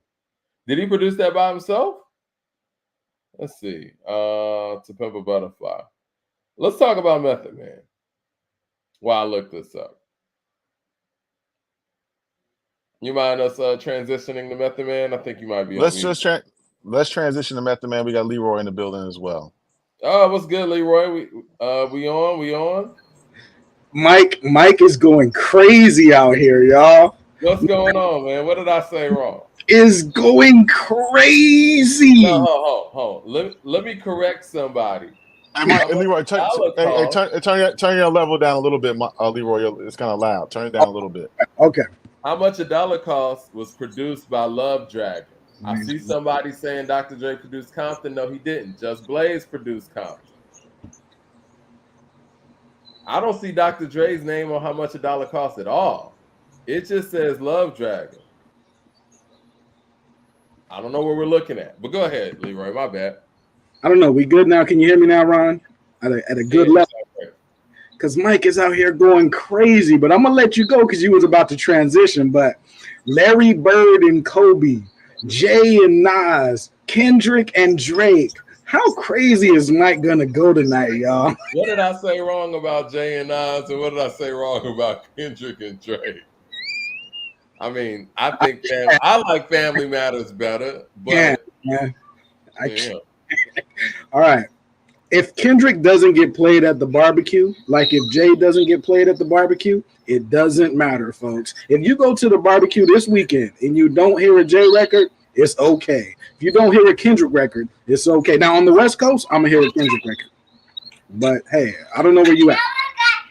But you know, Mike, you were saying Kendrick won right after Not Like Us. You was like, Kendrick won. I was like, Mike, let the battle keep going. Mike, let the battle keep going. You're saying won already. And you was like, nah, he won. I was like, all right, so he won, right? That's what you said. He won. Yeah. Okay, so Family Matters don't matter. Listen, I said. No, I agree with the argument. I said that They're Not Like Us won the battle. I just said that I think Family Matters is my favorite song from that battle. It wasn't enough to win. I mean, because honestly, we talk about this all the time. The best song doesn't always win. Like, Cannabis dropped the better song than LL Cool J, but LL Cool J won that battle. Whether y'all want to admit that or not, whether the battle rap heads or the lyrical miracle crowd want to admit that Cannabis lost that battle or not, he lost that battle, even though he may have made the better song. Okay, so Blueprint 2 is the better song from Ether. And what are you talking about? No one would ever say that. Made you look drop. I didn't see Jay lose any sleep. He was having his best life out there on the tour, just like Kendrick was on tour. And he gave Drake 4. He gave Drake 4 shots. Come on, man. What we doing? You're trying to shoehorn Jay-Z into this conversation, but they even admitted on the Blueprint 2 that he lost. You started it, my friend. Yo Magic with the super chat says, what kind of hurt K-Dot is that what kind of hurt K-Dot is that he never kept DJ Mustard and Hit Boy by his side with his main producer Soundwave, and Dre never produced anything for Dot ever. Do you think that Dre and Kendrick can make a dope record? I think they can, and I think they should use that beat I was telling you about. Mike, you rapped on this beat, the next level. They should use that beat. That's a perfect beat for Kendrick. If Kendrick doesn't do like the vocal theatrics and like the vocal effects, it sounds kind of like in the vein of 616 LA. That kind of the tempo. I think he can do something really good. And that's a Dr. Dre beat that's like menacing. It's like cinematic. He would kill that beat. Yeah. If Kendrick would allow us at A2HH to A&R his project, I think it would be great. 4 back-to-back shots on Drake. Pause, but he hit Drake 4 times. Blow, blow, blow, blow. He did. Stomach shot, chest shot, 4 times in a row. He don't got to give you nothing else. Okay, no. I agree. Now, Leroy, I actually agree with you on that. I think the Drake thing, he did everything he needs to do. If Drake comes and tries to diss Kendrick at this point, this is gonna look like some Blueprint 2 type shit. This is over. Stop. You know what I'm saying? I see. Leroy, Hey, Leroy, cut your levels, your equalizers down or something. It's peeking through the headphones. Turn it down a little bit. Lord with the super chat says swimming pools is played at the barbecue. He said played it, but yeah, I know what you mean, played. Listen, man, I think that like what Kendrick did, perfect. I think if Kendrick and Dre actually collaborate with one another, I think I'm echoing. I think if Kendrick and Dre, who am I echoing through? I think I hear myself echoing. Yeah, I think Leroy did something with his levels to be echoing. What I was going to say is if Kendrick gets a Dre produced record, I want to hear Kendrick rhyming over stuff that Dre kind of made in the Death Row days. I think that's the stuff that matches with Kendrick's style. I could hear Kendrick rhyming over Serial Killer. That would be hard. If Kendrick was rapping over that Serial Killer beat, it would be fire. I mean, I see Lupe's name come up all the time when we talk about Kendrick. Is Lupe. Kendrick a better MC than Lupe? Is any rapper a better lyricist than Lupe, period? I said MC. I'm not going to change the question. Is any rapper better than Lupe? Stand. You think so? You got Lupe at number one? I say one, but I'm biased. Okay. Jay Show with the super chat says, and then I'm going to ask you why. Jay Show with the super chat says, give Kendrick those Dr. Dre beats that were on Eminem's Recovery album. People will lose their minds. I think that would be a better fit than the older style stuff. Jay Short, I don't know if you caught what I said earlier, but I can't mention Eminem's name anymore. Nothing to talk about. But yeah. So I'm going to ask you, why do you think Lupe is the greatest MC of all time? I'm going to put, can everybody hear me clearly? I just want to make sure everybody can hear me clearly. I'm going to whisper in your ear like Young Chris, which I think Jay took Young Chris style. All right, check it. Is any rapper, period. Now, I'm going to put Lupe as an X Factor. We'll call him the X Factor. That'll be his name on when I'm talking about him today. That's aside from everyone else. Just like I put Tupac and Biggie aside from everybody else. I don't compare them to everybody else. Now, Lupe, bar for bar, whoever is a better MC than Lupe, please stand up. That's all I'm saying. Because I don't know. Now, if I'm wrong, you know what I'm saying? And again, this is extreme lyricism, folks. This is what about Black Thought last week. What about Black Thought? If I throw Black Thought at you for your Lupe argument, how would you argue that Lupe is a better MC than Black Thought? The MC that I think is better than Lupe asked Black Thought for a feature. Black Thought sent like 100 bars back. How do we cut this into a verse, sir? Because that's how awesome he is. So I love Thought. Let's put a pin on this because I want to give Lupe his full context and a full argument because this wasn't on the rundown today. So we're gonna pause and Lupe. Yeah. We'll talk about the Summer Jam thing. We'll talk about let's go to Method Man. Tee up Method Man, Mike. Tee up Method Man, Mike. All right, let's do it. Method Man actually went to. Let me pull up the actual thing that Method Man said, and I don't want to take him out of context. But Method Man and Redman performed at Hot 97 Summer Jam this past weekend, and they were on the Mr. C set. So they were paying homage to the late great Mr. C. And I guess Method Man didn't feel the energy from that New York crowd. So he posted on Instagram, he says, not our crowd at all. Thanks again, New York and the whole tri-state that showed up for the event. Plus, Pete and Ebro. I got love for you guys, but never again. At this point, the generation gap is just too wide for me. Hashtag never coming back. Now, the people that were on Hot 97 Summer Jam set was Doja Cat. I think Doja Cat was headlining. Offset, Sexy Red, Method Man and Redman, Sleepy Hollow, Davio, 41, T Grizzly. They had more people too, but Okay. So a lot of people were in an uproar about the fact that, Method Man said he's never coming back. But he was able to rock the Roots picnic in Philly. And Nas was also in that set. Jill Scott was also in that set. What do you guys think about what Summer Jam, I guess that's where we're going to start, what Summer Jam has become, and does Hot 97 in New York City need to just 86 Summer Jam and just kind of do something else? Because they got the Mayor's Ball, they got Rock the Bells. Do we really even need Summer Jam anymore? Go ahead, Ron. I'm gonna let you go first. Go ahead.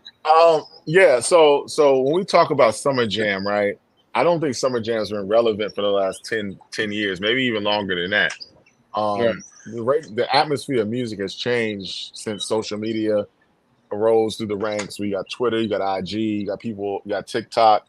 So the importance of radio, of us consuming music and talking about music, is no longer relevant. We're not waking up in the morning. We got Sirius XM, we got YouTube, we got podcasts like ours, like others, that really disseminate the information and talk to the culture. So we don't really need the radio personalities to drive music. The ad space has changed. Streaming has changed the game with Spotify, Apple Music, Tidal. So you really don't need the radio to kind of drive it. And the audience is getting younger anyway, right? So there's other venues like the Roots Picnic, like Rolling Loud, the Dreamville Fest. You don't need these summertime festivals. They're not as important as they used to be. Because you got to think about it. Even in Atlanta, the birthday bash, that ain't been hot since T.I. got out of jail. We talking about almost 20 years ago. You know what I'm saying? So that was the last Summer Jam that I can remember that had people talking, when he came out and did his thing against Flip.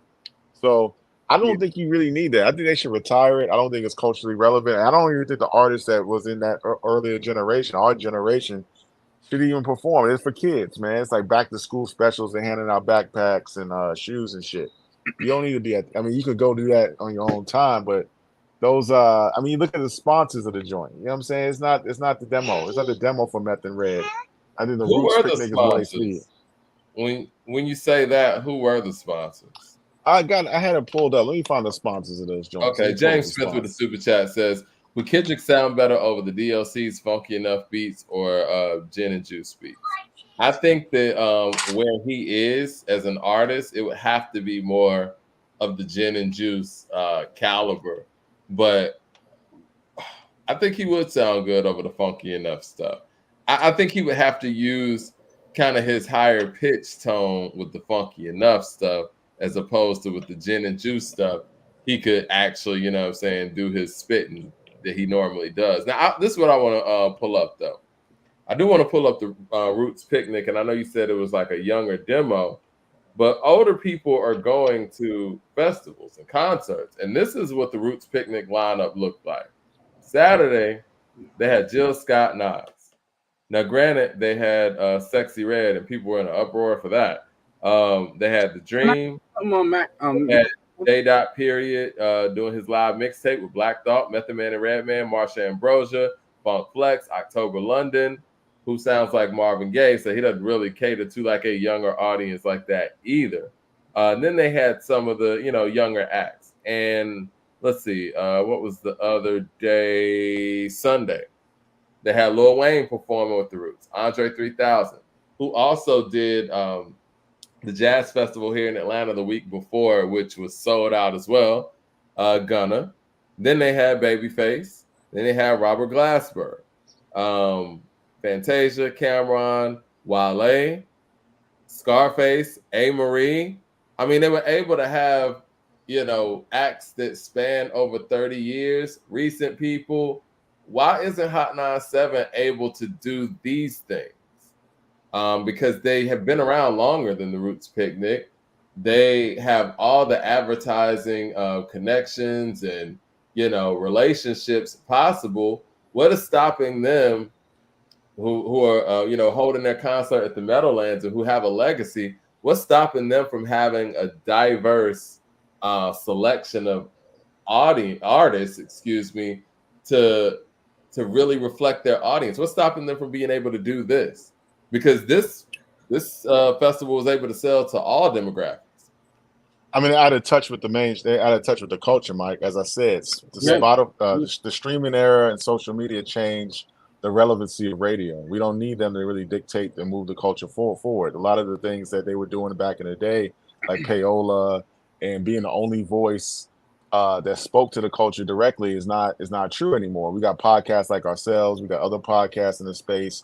We got Joe Budden doing a great podcast. You got all these other NFR. You got all these other spaces. Dead End Hip Hop. We don't need to really go to the radio. If you look at what Breakfast Club is doing now, they streaming their morning show like we streaming ours. They got phones set up and they're going directly to Facebook now. So they're copying the way the culture is shifting to social media, the way we consume content. So it's not relevant anymore. All the sponsors have moved on to streaming. All the sponsors have moved on to social media. So we don't really have to wake up in the morning and hear what Peter Rosenberg or Ebro or Laura Stiles got to say about anything. And then we talk about why can't they do it? They were never smart anyway. I mean, these people would just control the culture because that was the only way you could disseminate the music. They wasn't like some geniuses in a room that picked the records and the program. The records was the smartest guys. They were getting bags of money dropped off at the office, and the records got played. Whether it was the record labels or whether it was the dope boys, that's how the music got funneled. We knew this back in the day when we were trying to break in the game. You know what I'm saying? It wasn't about the music. It was about who had the bigger bag.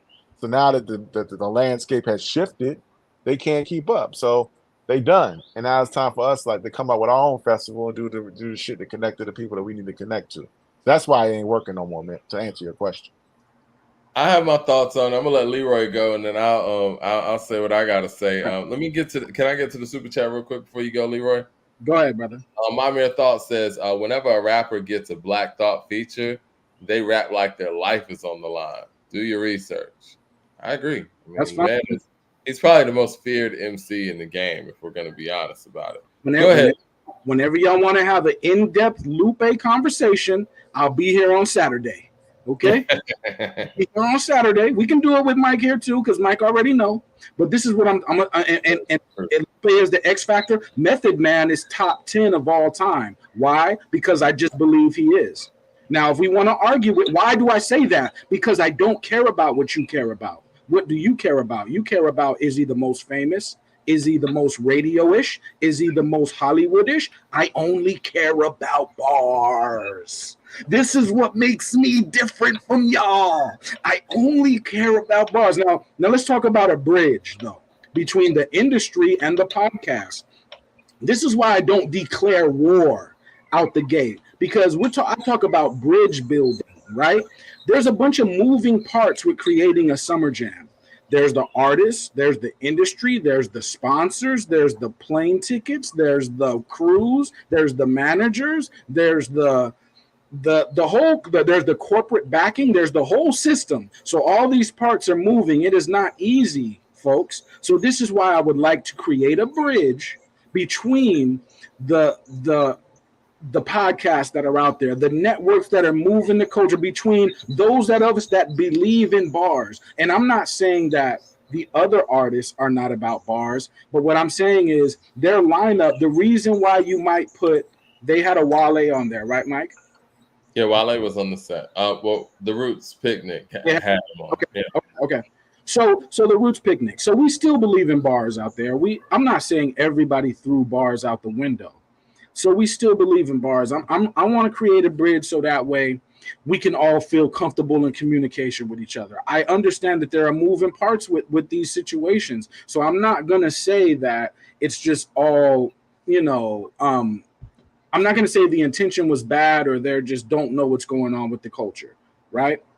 So that's all. That's all. And by me mentioning Lupe, Method Man, I'm mentioning people that are not at the forefront of your relevant conversations. I'm mentioning them, one, because Method Man just gave his opinion on Summer Jam, and we were just talking Lupe last week, so I'm mentioning them because we were already talking about them. But these guys are not in the everyday cycle of conversation like Ice Spice is. You know what I'm saying? So that's all. Jay Short with the super chat says, maybe Method Man would have gotten a better reaction if he had his own classic material. Let's keep it real. he has the worst resume out of all the rappers in the top 20. He didn't put the work in musically. Ooh. We can pull up Method Man's solo albums, and I'll go with anybody. Get your favorite rappers, and we'll go bar for bar, and I'll show you why Method Man is top 10. I don't say these things just because they sound hot. I say them because I did the homework before I said it. Hello. Well, what? All right. Did you ever find those sponsors, Ron? Because I think that's an important piece of the puzzle. No. I couldn't. I did some digging, and I couldn't find the 2024 sponsors, but I did find the 2023 sponsors: Smirnoff, okay, Black Girl Sunscreen, and Warner Records. Were the sponsors. I think it's very problematic when a record label is a sponsor for a radio station's concert. I don't see how that's not payola, but again, there are ways around things, I guess. All right, I'm not seeing 2024. I'm not seeing. It was at UBS Arena. I'm not seeing any sponsorship on the 2024 site right now, but that was 2023 sponsors. But again, all the sponsors have gone to streaming. They've gone to social media. They've gone to different outlets, man. Yes and no, because if there weren't radio sponsors at Hot 97 right now, right this minute, and maybe New York could check us or whatever, the radio station wouldn't exist. You know what I'm saying? So they're around for a reason. And I guess we would have to find out that reason, but I would have to believe that they still have sponsors. They still have a sales department. They still have people who are running their advertising from day to day. This is their job. It's slash. But those advertising budgets have been. They're not making them. They're not making the money that they made 20 years ago, even 5 years ago. It's changed. That's why you see this. That's why a lot of them are trying to get their podcasts going and going to streaming. They're not spending the money in radio like that. I agree, but that's all the more reason. It's kind of like BET, right? With the BET Awards. And you would think that a network that's playing nothing but like Martin reruns and Fresh Prince of Bel-Air reruns all freaking year can spend that whole year in putting together their awards show. Now, these radio stations, let's just say, their sponsorship dollars have waned to the side, right? They should be able to understand, like, look, Summer Jam is a brand. It has a name outside of this radio station, and we need to make sure that we're able to sell concert tickets. So my question would be, and this is just a rhetorical question, I don't expect anybody out here to really know the answer, who are they actually selling these tickets to? Are they really selling these tickets? Because I know people that was at the Roots picnic of all age demographics. I've seen a man who was 60-something years old going, and people who were 19, 20 going. And there's no excuse in a market like New York City and with the airwaves that an institution, I would say, like Hot 97 has, whether it's just a radio dial or, like you said, Ron, being on social media and being active in that way, that they're not able to galvanize the vast demographic that is in the city of New York. The problem is, what they have done with these radio stations, you spoke about Hot 9 or Hot 107 here in Atlanta with their birthday bash. For whatever reason, and I think we all know the reason, these concerts are centered around what they still play on the radio. And that's not good enough anymore. What you're going to have to do is you're going to have to step outside of what you're playing on the radio. You better get Jill Scott down here. You better get, you better get Erykah Badu out there. You better have a mixture of musical experiences, because we're in a streaming era. People aren't just listening to what's current. People are listening to stuff that came out last week. People are listening to stuff that came out 5 years ago. And people are listening to stuff that came out 30 years ago at the same rate. And the reason why the Roots Picnic, Rock the Bells, Coachella, you name it, succeeds is because they feed into all of those things, and not just the people who are here currently. They're feeding to the big artists. They're feeding to the up and coming artists. They're feeding to the legendary artists. They're doing all of those things. And a Summer Jam stage just doesn't give you any of those things. And I think that when Method Man or somebody like that gets on stage, they see an audience that came here to see Doja Cat, respectfully. You know what I'm saying? And what you've done is you've minimized the people who are in those audience. So when you do get a legendary performer to come out, they're like, man, I'm not coming back to this. You know what I'm saying? But when they go to a Roots picnic, the audience knows that I'm going to a show where I'm going to see a variety of acts. And I always had a problem with the fact that when I don't say a problem, but Coachella, when they start getting the big acts on stage, like it really killed those independent acts or those up and coming acts because people used to go to these festivals to see what was next. Once you start having somebody like a Beyonce on stage, and I say this respectfully because I think Beyonce is our greatest performer of this era. She brings out a certain audience that ain't trying to hear no new artists.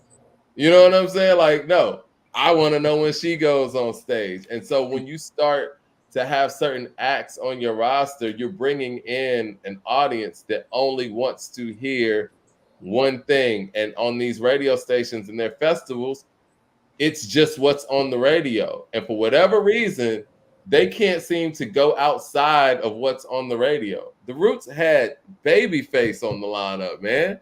When's the last hit Babyface had on the radio? It doesn't matter. People are going to go see him live anyway.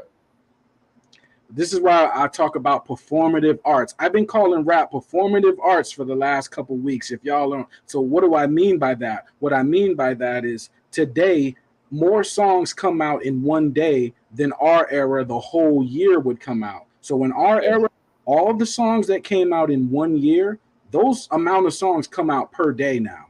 So now it's about the art, right? Picking the best performers. Method Man used to start his show by laying down on a bench like he had just passed out from drinking and laying down on a bench outside. So the stage would be set up like a bench, like he's laying on a park bench, and then he would jump up and start performing. That's performative arts, people. That's when you're more than a rapper. And that's what I've been stressing. So if we can get back to that, and yes, it's about expansion, expanding the market. We have our true, when Common and Pete Rock drop, we have our true essence purity rap. We have that. But sometimes it's about expansion. And when it comes to Summer Jam and these type of performative concerts, we want to bring in as many people as possible. So that causes for a variety of music and a performative aspect to the rappers. So Busta Rhymes, Method Man, Eminem, but Missy or whoever. These are performative artists that need to be on the stage, whether Sexy Red is popping, no disrespect to Sexy Red. Whether Suki or was popping, no disrespect to her. Or Ice Spice, no disrespect to her either. But it's performative arts, and let everybody get their time to spit their 1-2. You know what Jay Short with the super chat says, just devil's advocate, do you think that music is moving so fast now that by the time a lot of people's performance came on, these songs are already old and dated? A lot of these rappers can't improve.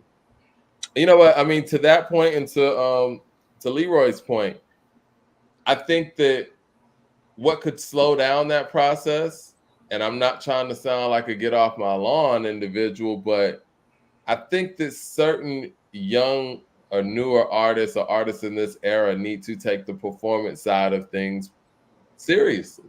I think that when you're able to perform your record and what you're talking about, like you said, performative arts, you can make a record last a lot longer with that stage performance. And people will be like, yo, I wanted to see when he did this or he did that. Can you imagine in the social media era if Michael Jackson debuted Billie Jean on Motown 25 or debuted the Moonwalk on Motown 25? Like, that would live forever in any era. But see, we can't even pinpoint who's the best performers in hip hop in this era. Can we really do that? I mean, the first name that I'm gonna come with is somebody who's been around for a minute, and that's Travis Scott. Like, who's the best hip hop performer in this era?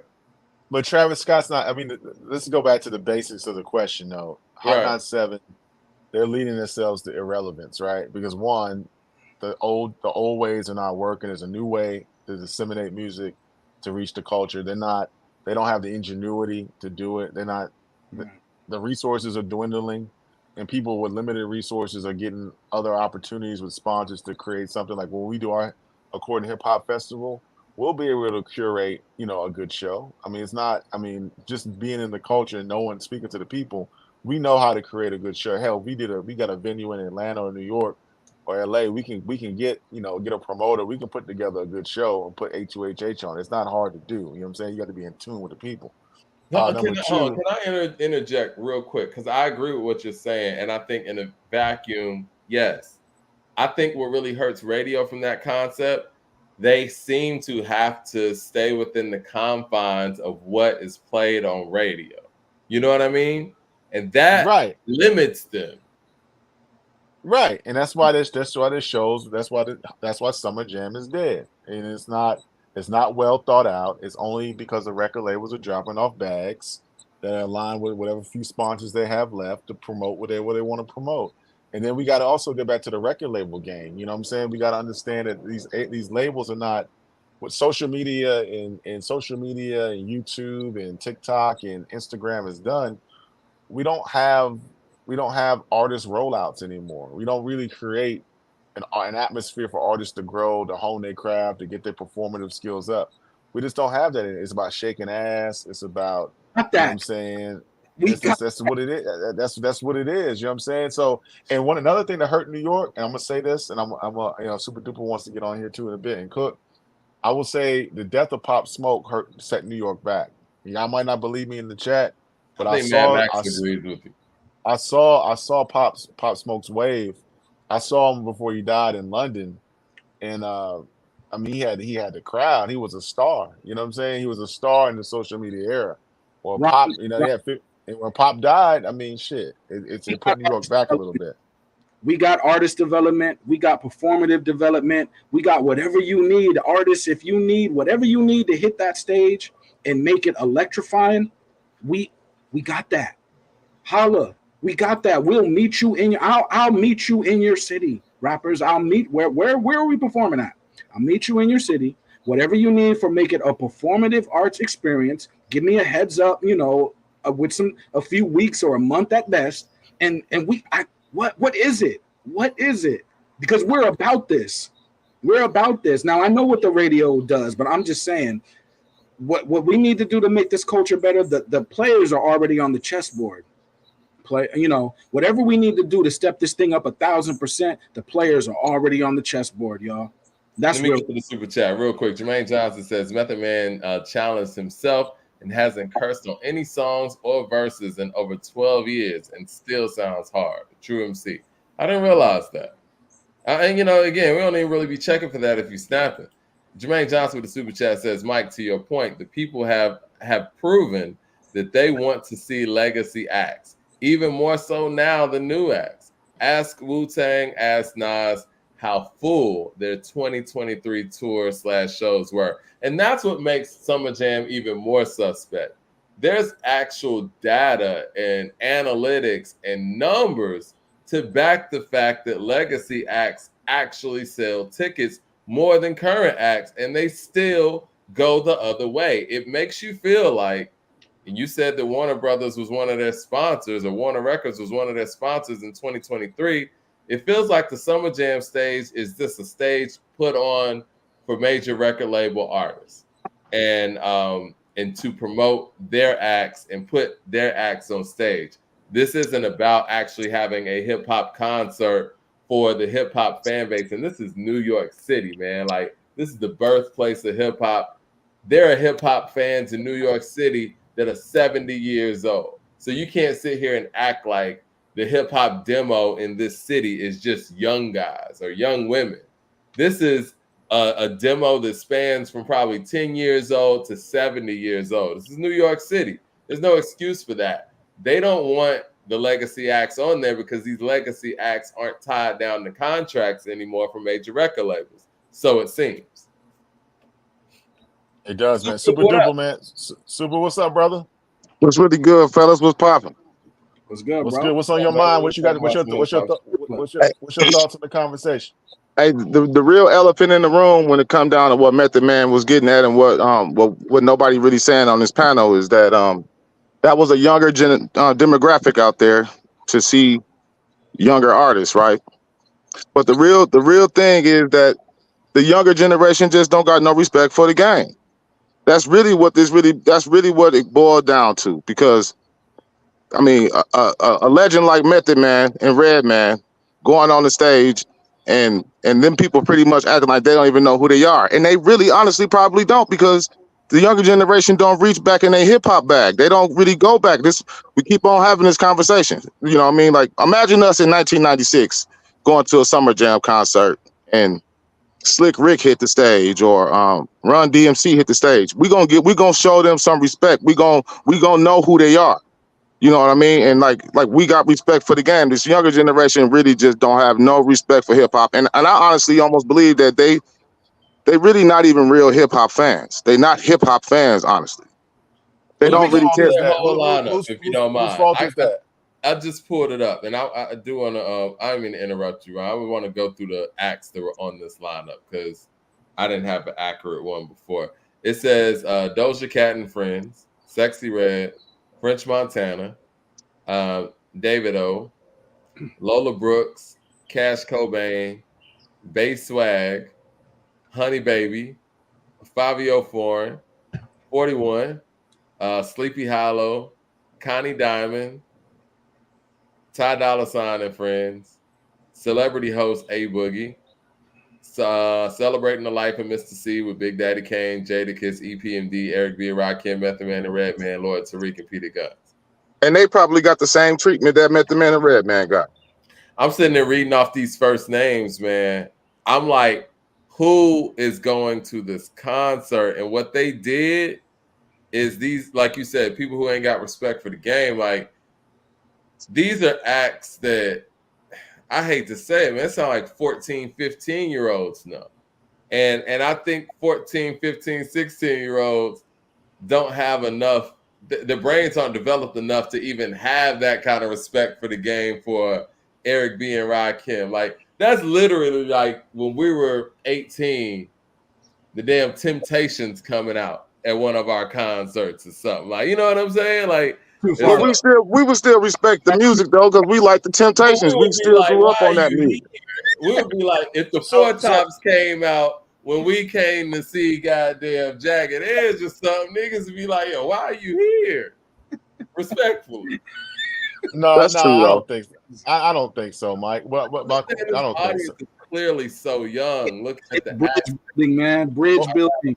So the question is, what happened though? What happened? Why is this new generation lack the respect that the previous generation had? Because the Super Duper's point, if Michael Jackson came out with Janet or with Jagged Edge was coming, we would go crazy. Or Prince came out, or just say Luther Vandross. Let's say Luther Vandross or Keith Sweat. Let's say Keith Sweat. Our guy came out. Or Blackstreet came out, or In Vogue came out. We still would show respect. You know I want to get the numbers right here, Ron. It's 2024. Eric B. and Rakim came out in 1988. 87. Yeah, 87, because Father Lolita is 88. 87. You know how many years ago that is? Well, no, 37 years ago. So let's put ourselves, let's say the year 2000. I was 18. You were 17. Year 2000. You know what 37 years from 2000 is? Okay, that's the point you're making. That's the point you're making. But yeah, what about, this is a big span. This is a young audience. But at the same time, though, go ahead, Mike. Yeah, go ahead. I was just saying they haven't developed enough to even have that kind of respect, because these acts go back so far. And I'm not putting it on the audience per se. I'm putting it more so on the people who put together this show. They didn't put enough range in the individual lineup for the OGs to succeed. I see what Method Man's talking about when I look at this lineup. They got 15-year-olds in the audience. Like, Into the 36 came out 31 years ago now. Like, but Method Man and Redman's they celebrity status cross over even after the music though. You know what I'm saying? Like, Method Man is on one of the hottest shows that's been out within the last so many years. Redman, he still stay relevant. He was on the show.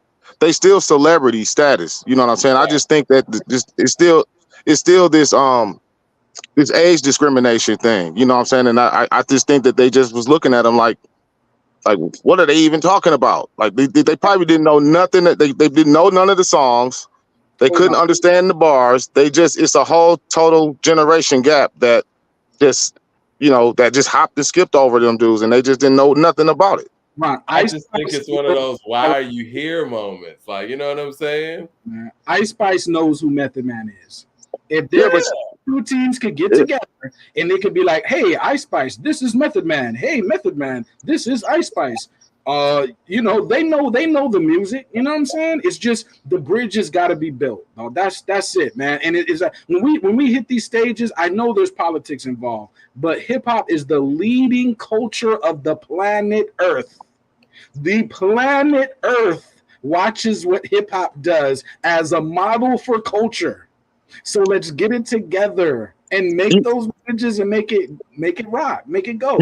You know who else is to blame too for this? It is the radio stations. It is because it's we're really it should definitely be some blend of some Wu-Tang, some Redman, like some Nas, some Jay, still play with this music so they can get familiar with the music too. Yeah, you know what I mean? And make new music too. So it's like none of that stuff's getting supported. So you got these young cats who aren't even familiar with these artists outside of the fact that they know that these are people their parents listen to. Now, we all got kids, man. Y'all understand what it's like when you turn 15, 16, you don't even want to go to the mall with your parents. I remember when I reached a certain age, I was walking so far ahead of my parents and all of that. It's like we're asking the people in that age demographic to have respect for music that their parents listen to. It's like they don't want to listen to what their parents listen to, at least not yet.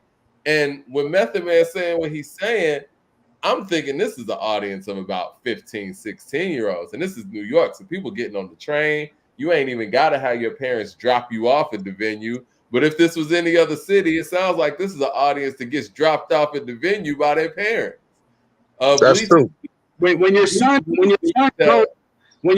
grows past you, when your son is taller than you, he tends to think he's a little more cooler than you at that point. So he walks in front of you, right? And you're like, hey, you're not cooler than me. You're the mini version that happened to grow taller. You know that in his mind, he's cooler. But they still respect the OGs, man. You know what I mean? Super chat says, let's be honest. No 18-year-old ever heard Blackout. Ever is strong, but I'm sure a lot of people in that audience have. But that's a damn shame. That's a damn shame. For real. And then more of playing my hip hop to my daughter too. Like she just went to the Megan and Glorilla concert. And that's their era. I let people have their era, but I'll play my tribe every now and then, but it's not like I'm hammering my hip hop into the kids' head. I kind of let them have their era. And when they ask me like, yo, what's that? Then let them know and give them a little bit more. Right. Yeah. Matt to the super chat says, oh, go ahead, Super Duper, my bad.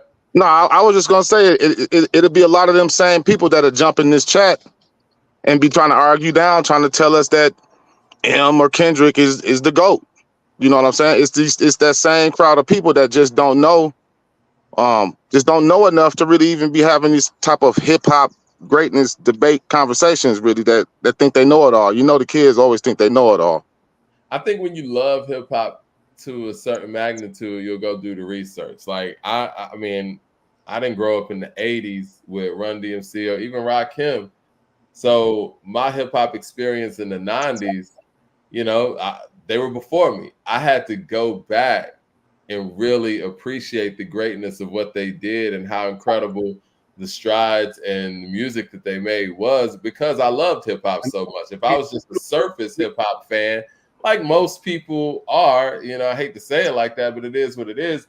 They're only going to listen to the hip hop from their era and in the moment. Yeah, because Mike, let me push back a little bit. That's because, Mike, you had time to think. You had time to think. It wasn't internet at the house, so you spent time outside. You were outside. These kids they're inside because they got the internet. We were outside. There was no internet. So we went to the record store. Let me see what's going on. Let me go down this aisle, pick out the new albums. Let me go down here. Let me look in the back, see if I can get some vinyl. We had time on our hands to look. These kids, they don't go outside like that. So and then there's 1,000 more songs. So I hear you, Mike, but I'm just pushing back a little bit. They do have a lot of songs to choose from. Mad Max of the Super Chat says Slick Rick for you was Lil Wayne for these kids. He said Slick Rick for you was Lil Wayne for these kids. Jermaine Johnson with the Super Chat says they feel guilty for asking legacy acts to perform while simultaneously never supporting any of their new music. I live in NYC and Nas couldn't get a Hot Nas 7 spin from his Hit Boy run to save his life, shaking my head. And ridiculous because records like, I asked Ebro on Twitter. I've never seen Ebro, never met him. Love to ask him in person. I asked him why Get Light isn't getting played on Hot 97 radio. Sounds like a perfect radio record to me. Like, explain to me why Nas Get Light is not a radio record in New York City. Why did Nas not go to the radio station and premiere the song? He went to the radio station and interviewed for King's Disease. The first one, they interviewed him. And I think King's Disease 2, Ebro interviewed him on Apple Music. So they were very aware of what was going on. What I'm saying? Nas doesn't have to do that. Nas is already Nas, so he don't need to go nowhere. But don't have to do any of that, but he did it anyway. And all they had to do was support the music, and they didn't do that. I think it's Nas. I would be cool. It would be cool if I turned on the internet and saw Nas do an interview. I would think that was cool. That's all I think it's a conspiracy against hip hop, just in general, really. I mean, like I said, especially from the older hip hop, I really think it's a conspiracy because if you really look at it, right, we got old school R&B stations that still play Jodeci and old 90s R&B, but we don't have any radio stations that's playing like old school hip hop. I'm talking about real radio stations, not no satellite radio type stations. I'm talking about something that can be on the everyday airwaves or that you can turn on in your car. There's nowhere really where you can go that they're gonna have the Roots or Nas or old school hip hop kind of on the radio. You know what I mean? There were a lot of old school hip hop stations that popped up here in Atlanta, and this was maybe about 5-10 years ago, I believe. But I remember, to your point about the old school R&B stations that our parents used to listen to, they would play the Isley Brothers' old stuff, and they would play their new stuff. Yeah. They would play, you know what I'm saying? And that's the difference between these old school, quote unquote, hip hop stations. And I remember when one of them launched here in Atlanta, shout out to DJ Nabs, these cool people. I asked him straight up, like on Twitter, like, look, why do the old school hip hop stations not support the new music that Snoop Dogg or Public Enemy and these guys are putting out? And it's like, well, maybe we'll get to that later or whatever, something like that. But that's the biggest problem. Okay, we can have old school stations, but these guys that you're just playing gin and juice all day, every day, Snoop's making new stuff. Support that too. That's a problem. I mean, for hip hop to be such a popular genre, you still got old 80s rock stations. You got country music stations that play the old hits. You got, you still get those stations for those other genres of music. But, for the most part, we really don't have no real old school hip hop stations, at least on a national platform or, from state to state, city to city type thing. You know what I'm saying? For me, I feel like if these are quote unquote old school hip hop stations, right, and they only are going to play the stuff from Doggy Style, Bitch Please, whatever, the Chronic, all the old stuff. But these same artists are making new things now, and you're not supporting that. It just feels like a money grab for old catalogs that record labels still own the rights to. Because many of our classic artists are independent now, and they put out music whenever they want to. But you don't want to support the new stuff that they're making that they have ownership of. That's what it feels like. It feels like, okay, this is just a catalog money grab for the labels to make money off of records that were 30-something years old. And that's a shame Right. because both ends of the table could win. If they did it the other way, if they did it the way that you're suggesting, Mike, the numbers would still go up anyway. So they're making certain moves that it doesn't matter. You could let the artists run what they want to run and do a show that hip hop, the culture can appreciate. The number's still going to go up anyway. You know what I mean? So Let me say this real quick before y'all go. Because we outlined a lot of problems. So I think what's important to say is that platforms like ours, we're going to offer solutions because I don't think they're capable of changing their ways. I think they're done. I think it's a new day. So we got to continue to build our audience. Make sure you hit like and subscribe and get us to a point where we can do our own festivals, curate our own music, put out our own artists, put out these show these legacy acts the proper respect they deserve, and promote their new music. So we got the solutions because they're done. Hot 97 is done. They're not going to change. It's over. Hey. They're out the pastures. Put them to bed. They're finished. That's why they copy a lot of the stuff that A2HH does. I mean, we're not just talking the shit just to talk it. You see the Breakfast Club is shooting their shit live, putting it on Facebook. They got 100 people in the room, and they only got 4,000 views. So on a Facebook video we can put out can get like 11,000 views there. So we're lapping them already. We just need to get people to support us. That's why it's important you tell a friend, hit like and subscribe so we can continue doing what we got to do on A2HH because they're done. They're done. They're finished. The artists would love to come perform. The artists would love to see the city. They would love to come out and perform for y'all. The Wu-Tang Clan members or all these artists would love to perform for y'all. So it could be done, y'all. It could be done. We're gonna do it because they're finished. They're done. I hate to say that they're done, Mike. They're done. They're finished. Jay Short Super Chat says, Mike, the old school stations back then played our parents' music. These old school stations now play a twisted view of what 90s hip hop / R&B was. A lot of Eminem, Justin Timberlake, and Bruno Mars. I think that's a fair point. Even though I'm on an Eminem conversational sabbatical right now, you're right. Jay Short with the Super Chat says, also, I think because there was more sampling in music back then, us and our parents could kind of listen to the same music because there was a connection. I think that's a great point. I remember when I heard Juicy the first time, my dad was like, okay, I'm with this, but he's kind of butchering this song a little bit, but you can still bob your head because you knew where it came from, right? And my dad really loved Ice Cube. Today Was a Good Day. The Isley Brothers sample. That was just a perfect record. Bryant with the Super Chat says, as time goes on, the new generation respect old generation less because we're getting farther from that sound. And every year that goes by, it sounds more dated to the kids. Do you think that's a sonic thing, though? Yeah. Do you think that sonically going away from the samples, all these new sounds that come in, it makes the old school shit sound super old school? I mean, I go ahead, Leroy. I don't know about that, man. Yes and no. But if we want to talk about the new sound, we got no problem with the new sounds. We can skate over those sounds, no problem. I skate. But with the old sounds, it's art about it, right? When someone takes us a loop that is 1 second and they turn it into a whole production, there's an art to that. And I think the youth can respect that. I think the youth are smart enough. They can respect that, especially since they grew up on those songs anyway. So you get on stage and you play the original sample and you stop the record and you say, you see how that part was only was only half a second? And I took that half a second and made this beat.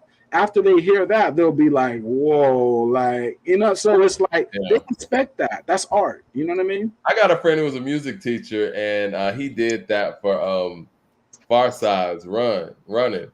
And they took that, that Run DMC that was at the beginning of King of Rock. Was it King of Rock? No, Rock Box. Like Run, DM. And the kids was like, oh, that's the Dilla beat. Run. Right, yeah. So there are connections to be made from a creative standpoint in that way. Brian, go ahead. No, go ahead. Read the super chat. I was gonna say, Brian with the super chat says, in 1997, kids were only 10 years away from Rakim, so they still liked it. In 2024, the kids are 25 years removed from the 90s. The sound is so different to them.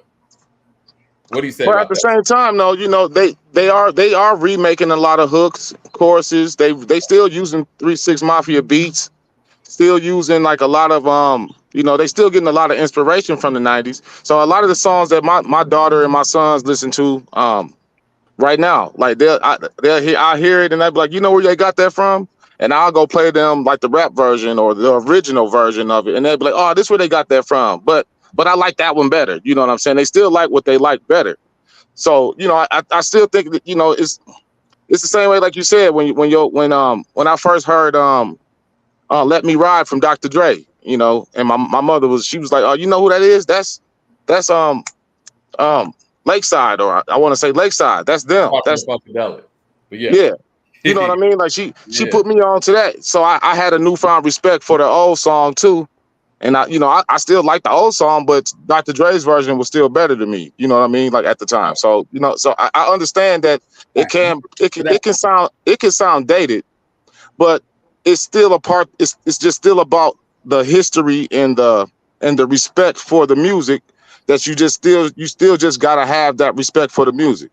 Like I felt like it's an indictment on our culture for a Method Man to even feel that way. Like he feel like he was almost embarrassed, you know what I mean? Like, he done put all this work in for all these years. He a legend in the game. And for him to be treated like that by hip hop fans in New York. Yeah. He's performed all around the world. Yeah, that had to hurt his pride a little bit. You know what I'm saying? For real. The other thing is too, I think with the lineup that I read, and I'm not trying to be disrespectful to the artist, and I think this is more on the station and the people who put together this lineup. They're not catering to people who are music fans, and we're not sitting here saying that all young people don't respect music from different, eras or whatever. But it looks like from that lineup, they were catering to the casual music fan who's not gonna dig in the crates, who parents probably wasn't playing them no Wu-Tang Clan. This is just somebody who's like, yo, you want to go to a concert? Cool, type of shit. And I think that is the problem. It's not the whole youth. I think if the lineup had, more quality acts and more variety in there, then this could be prevented. But like Ron said, I think they're incapable of doing such because the people who are making these decisions at these institutions aren't tapped into the culture. They don't care about the culture. And to your point, Super Duper, they probably want to sabotage the culture to some degree. Yeah, and really, this is why I'll go back to the radio station being to blame, because they could have did a better job of diversifying the crowd. Yeah, you could have had more acts that fit in with the Method Man and Redman, so some of their fans could have been there to give them some of that energy, and bridge the gap. You know what I'm saying? To where like where you can see some people that's really rapping it word for word or really hype about seeing Method Man and Redman, and these kids might be looking back like, oh, okay, and they then they get it, and they may want to go back and do their research, or maybe go back and hear a couple of songs or beats or whatever that they did like, and now they looking at Method Man and Redman in a different light. Exactly. Jay Short with the Super Chat says, I know this is a hip hop show, but we got to keep it a buck. A lot of the people who were in New York in the 90s are not there anymore. Yeah, but a lot are. You know what I mean? And even the new generation, like I said, I'm not going to give up on them completely, but I hear everybody's point, and I wouldn't disagree with that. We just got to do a better job at, Family Feud, man. 444. Family Feud. Hey, Mike. Oh, go ahead. Let me ask you, if you go ahead, because this is a little bit off topic, but go ahead with your story. What I was going to say, man, I remember in 2014, me and some friends from Miami went to, shout out to Will and Kimberly, we went to a Childish Gambino concert here in Atlanta, and we were clearly the oldest people there. And we realized, and at the time, it's 10 years ago, right? At the time, we're like, you know what, we're too old to be in this audience. And it was, even though Childish Gambino is our age, he had a very young audience, and they were passing out like you would think Michael Jackson was performing or something. And this is I can see how, as a performer, and I'm pretty sure this audience that Method Man is speaking of was even younger than that, I could see how a performer would be like, "Yo, man, this just is not my scene," and that's okay. You know what I'm saying? Like, and there was no disrespect to Childish Gambino. I probably wouldn't go to another one of his concerts because, at least not in that time period, because it's like, yeah, that's not really my scene. Right. Hey, what I was gonna ask you, Mike, is have you ever been to the New Music Mondays down there that they do at the old Outcast Studio? No, I haven't. I didn't know if that was an invite only type thing or if you could just pull up on Stankonia, because I know exactly what Stankonia is. Last year I went to it. I was there, and was it an invite thing, or you just were able to pull up? Well, one of my homeboys, he a rapper, so you know what I'm saying. Like I just went with him pretty much because I happened to be in Atlanta in the truck, and he happened to be down there with me. But you know, like I said, this is off subject, but if you ever get the chance to go, I suggest you go down there and check them out, and that you will see some nice new acts, you know, from here to from all over. You know what I'm saying? But the way that the DJs do those guys, man, like it's a dirty game right now. It's such a dirty game. Like they right there saying like, hey, you got to come with the bag. You got to come with the money. You want me to play your stuff, your new stuff you want to get on? You got to come with the money. Pay me something. I'm not just going to be playing your records for free in the strip club, or I'm not going to be playing your records anywhere. So, you know, it's a dirty game for the youngsters right now at the same time. But you know, it's been like that since I can remember. I know when we was trying to get in the game, and you know, I don't want to say DJs' names or whatever, but you know, I do appreciate this one legendary DJ out of Atlanta that actually kept it real with me and was like, "Well, this is what it's gonna cost. I need you to pay me this, this, and this to get your record on." Because the other ones would just give you roundabout answers like, "Well, you know, you got to get it popping, you got to get it hot, give you all that kind of stuff." But at least you'll have a price point on it if that's what the game is. But I do think that there's this thing, and I'm not saying this to all DJs because I think DJs are the center point of hip hop. But I do think that there is some resentment to a degree. The DJs are the engine that gets an artist going, and they see the artist from ground level, and those artists blow up, and they just pass the DJs by, and the DJs are still sitting there. Whatever venue that they're at or whatever radio station that they're at. And now this artist is at the Grammys, or this artist is dating, you know what I'm saying, Rihanna, whatever. And the DJs feel a way about that. Like, I put you on. Like, I remember Ebro said something like, Kanye owes me for playing his records and getting them the way he is. It's like, no, that's not how it works. They were playing. You were gonna play a record anyway, so you did your job, right? And so I think that saying all that to say, I think DJs are like, well, shit, I'm gonna hit you in the head coming in the door, and it is what it is. They the ultimate gatekeepers. That's for sure. Yeah. But that was just a sidebar, man. But like, if you ever get the chance to go, man, I suggest you go, man. I mean, you definitely want to. Yeah, for sure. I love hearing new music, man, and hearing new artists and looking at new talent, because I think we sometimes get jaded by what is presented to us. And I know that there's a lot of talented people out there. We just got to see them in their element. And that's why it's so disappointing to see lineups like this. You know, so much talent out there that they can't get past, like you said, the gatekeepers to showcase that talent. Yeah, and it's a lot of real artists and guys that could possibly bring the game back to where, you know, like where lyrics can be more respected than the hook and stuff like that, but they just don't have the money to play the game, and they don't have the backing. Somebody said something to me in a music conversation, man. They said, man, we wouldn't even, if there was a Bob Dylan in this era, he wouldn't even be doing music, man. He'd be working at like Guitar Center or something. And that's real. It's like, hey, the shit that the industry has, like the real talented artists don't want to deal with that. You know what I mean? And there's not enough music people in position that care about the music enough to fight those battles for them either. True.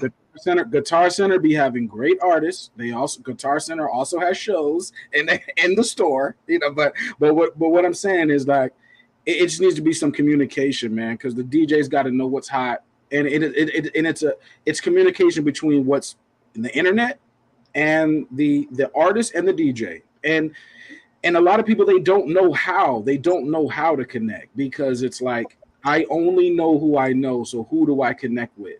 And it's like they have to be pointed in a direction, and not to say like someone has to hold their hand, but what I mean is the people that are in the middle that do the publicists and the managers and the street teams that still hang around the artists in 2024. They got to know how to make these connections. Hey, we put this song out a month ago. It's going crazy. Or we put this song out 6 months ago, but it's still going crazy. Give this a shot and let him come down and perform at this venue if he can't perform at the biggest stage in this city. You know what I mean? But these moves gotta be made because it benefits all sides. And people, I don't think people know that. Well, okay, before we get out of here, before we wrap up, I know we kind of, running a little long. Who is currently the best performer in hip hop? Out of the younger generation? Yep, like people who've come out, let's just say over the past 5 years.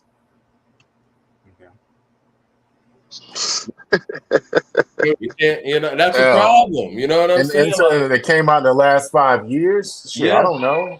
I like to look at Ice Spice. I mean, she has a great performance skills. You know what I'm saying? No, she looks good, but she's not a great performer. Yeah, she can't really do too much. She's stiff as a board on the stage. I think Travis is probably the best performer, but Travis has been in the game for 10 years. So I can't count him. Like, who's come out over the past 5 years?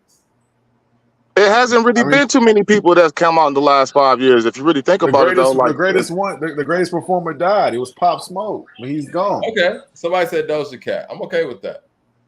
Okay, but Doja Cat, she didn't just pop up out of nowhere. This is a trained dancer. This is a B-girl. This is a singer. This is an artist. This is a rapper. This is a personality. This is a trained performative artist who came up in the school of arts. Yeah, she's probably the most overall talented artist. We talk about the knowledge. When we talk about the knowledge of what it takes to go out there, and when you do a show, you have everybody looking like an UFO just landed on that stage. It's because of the knowledge of the arts, man.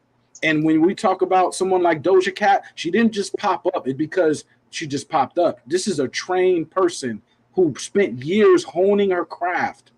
So this is important, y'all. I see people saying Yeet. I see people saying Coast Contra. I see people saying Playboy Cardi. Playboy Cardi came in the game like 2016, 17, I feel like. But the fact that we're struggling to even, come with some names, I think that's a problem too. Like, and I'm not saying this to be on some, get off my lawn shit, but I do think that the current generation, the current pool of artists really need to put some time and effort into their stage performance, because those are the things that are going to keep you around here for a long time.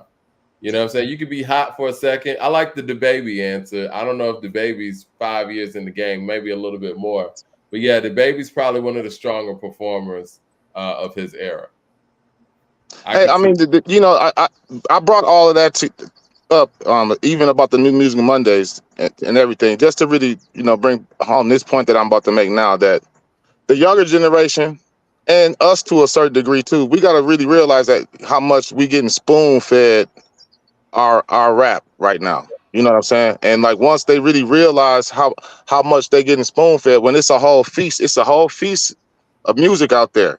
You don't have to just eat what's on the spoon. You can go over here and get some salad. You can go over here and get some fruit. You can go around this table of this hip hop thing and eat and learn a little bit more about the culture and be more in tune with the actual culture, man. You don't have to be so like locked into your generation That's why we here, folks. You know what I'm saying? That's real. And like you said, I mean, we're in a streaming era too. So if you go see somebody perform and you get their information, you could be riding out to their whole, catalog for the rest of the week. Yeah. You ain't got to go to the store. But that's a whole nother topic for a whole nother day, because I think that's what affects all of these things, is the fact that people don't buy music anymore. Hey, quick question, not to switch topics. I want to cover this because this is on the thumbnail. Mike, you sent out a list earlier today. Billboard ranks the top 10 hottest females. They had number 10. They had number 10, they had Flo Milli. Number 9, they had JT. Number 8, they had Lotto. Number 7, they had Cardi B. Number 6, they had Glorilla. Number 5, they had Ice Spice. Number 4, they had Doja Cat. Number 3, they had Meg Thee Stallion. Number 2, they had Sexy Red. Number 1 was Nicki Minaj. What's your thoughts on that? Nicki Minaj is not the hottest female rapper in the game in 2024. And I would like for them, and I'm sure they defined it on the site in their article of what they meant by hottest. But if we talk about who moves the needle right now, I mean, y'all not gonna like me saying this, but Sexy Red's number 1. Ice Spice might be number 2. Nicki only moves the needle currently when she goes on rants. So Billboard, they do a lot of, you know what, we're going to lean on your Billboard charting ability whenever we find it convenient. Because when they put Kendrick at number 2 all time, they didn't give Drake that consideration. But somehow they're probably going to use that when it comes to Nicki here. I don't think Cardi B even registers. She doesn't really have any music out there. Rhapsody got left off. Listen, I'm gonna try to be objective when it comes to Rhapsody, and I'm gonna say something that's very unpopular. Her music's very boring to me, but she does make quality music. She does make quality music, and she does have an audience, and she galvanizes people. It's J. Cole stuff, right? It's a Carolina thing, right? It's and my boy. She should be on that list. You know what I'm saying? Rhapsody will bar up J. Cole. I said it. What? You hear that, Ron? Go ahead. Rhapsody will bar up J. Cole. Yes, I said it. If what I mean, what? I just Leroy, come on, man. Hey, come on, man. Stop. I delete later, and please don't cry. What is the better album? If we're always talking about they make albums, you need to make an album. Might delete later. Rhapsody's album, please don't cry. Yeah, Rhapsody will bar up J. Cole. That's a point. Now I will give you that point.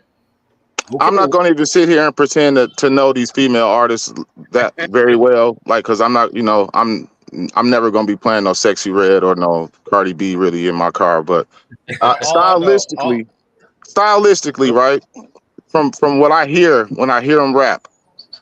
To me, the best female on that list is Lotto. I like her style. I like her flow a little bit better than all the rest of the females on that list. So, and she puts together complete pieces of work too. Right? Like, and I was going to say that Lotto, to me, I'm saying I'm not going off of any other criteria other than the bar work. But bar work, Lotto, to me, I like Lotto the best on this list. I mean, I don't think Nicki is in. She's kind of aged out of the hottest. Well, she got a successful tour right now. Her last album was dope, so she's still relevant. But I think Lotto is the one out of the whole list, and then aesthetically, what I'm saying, I got Ice Spice as number 1. You know what I mean? Aesthetically, wait a minute. All right, we're just talking about aesthetically. We're talking about in your current run of music and making the best music of everybody that's on that list, I would have to put Lotto at number 1. But if we're talking about hottest and who's moving the needle and all that, man, like Sexy Red has everybody talking about everything. And and I have this theory on Sexy Red. Like, I don't I'm sorry, I put on the screen. Y2K in the building. This is my thing with Sexy Red. People, complain about Sexy Red as they should. But to me, she takes everything that we complain about and turns it all the way up to 10. And my theory is you can get no more ratchet than this, so it has to come back down from here. You know what I'm saying? So she's not playing with the ratchet. She's going all the way up. You know what? I'm going to say everything that's the worst shit ever. So you can't beat that.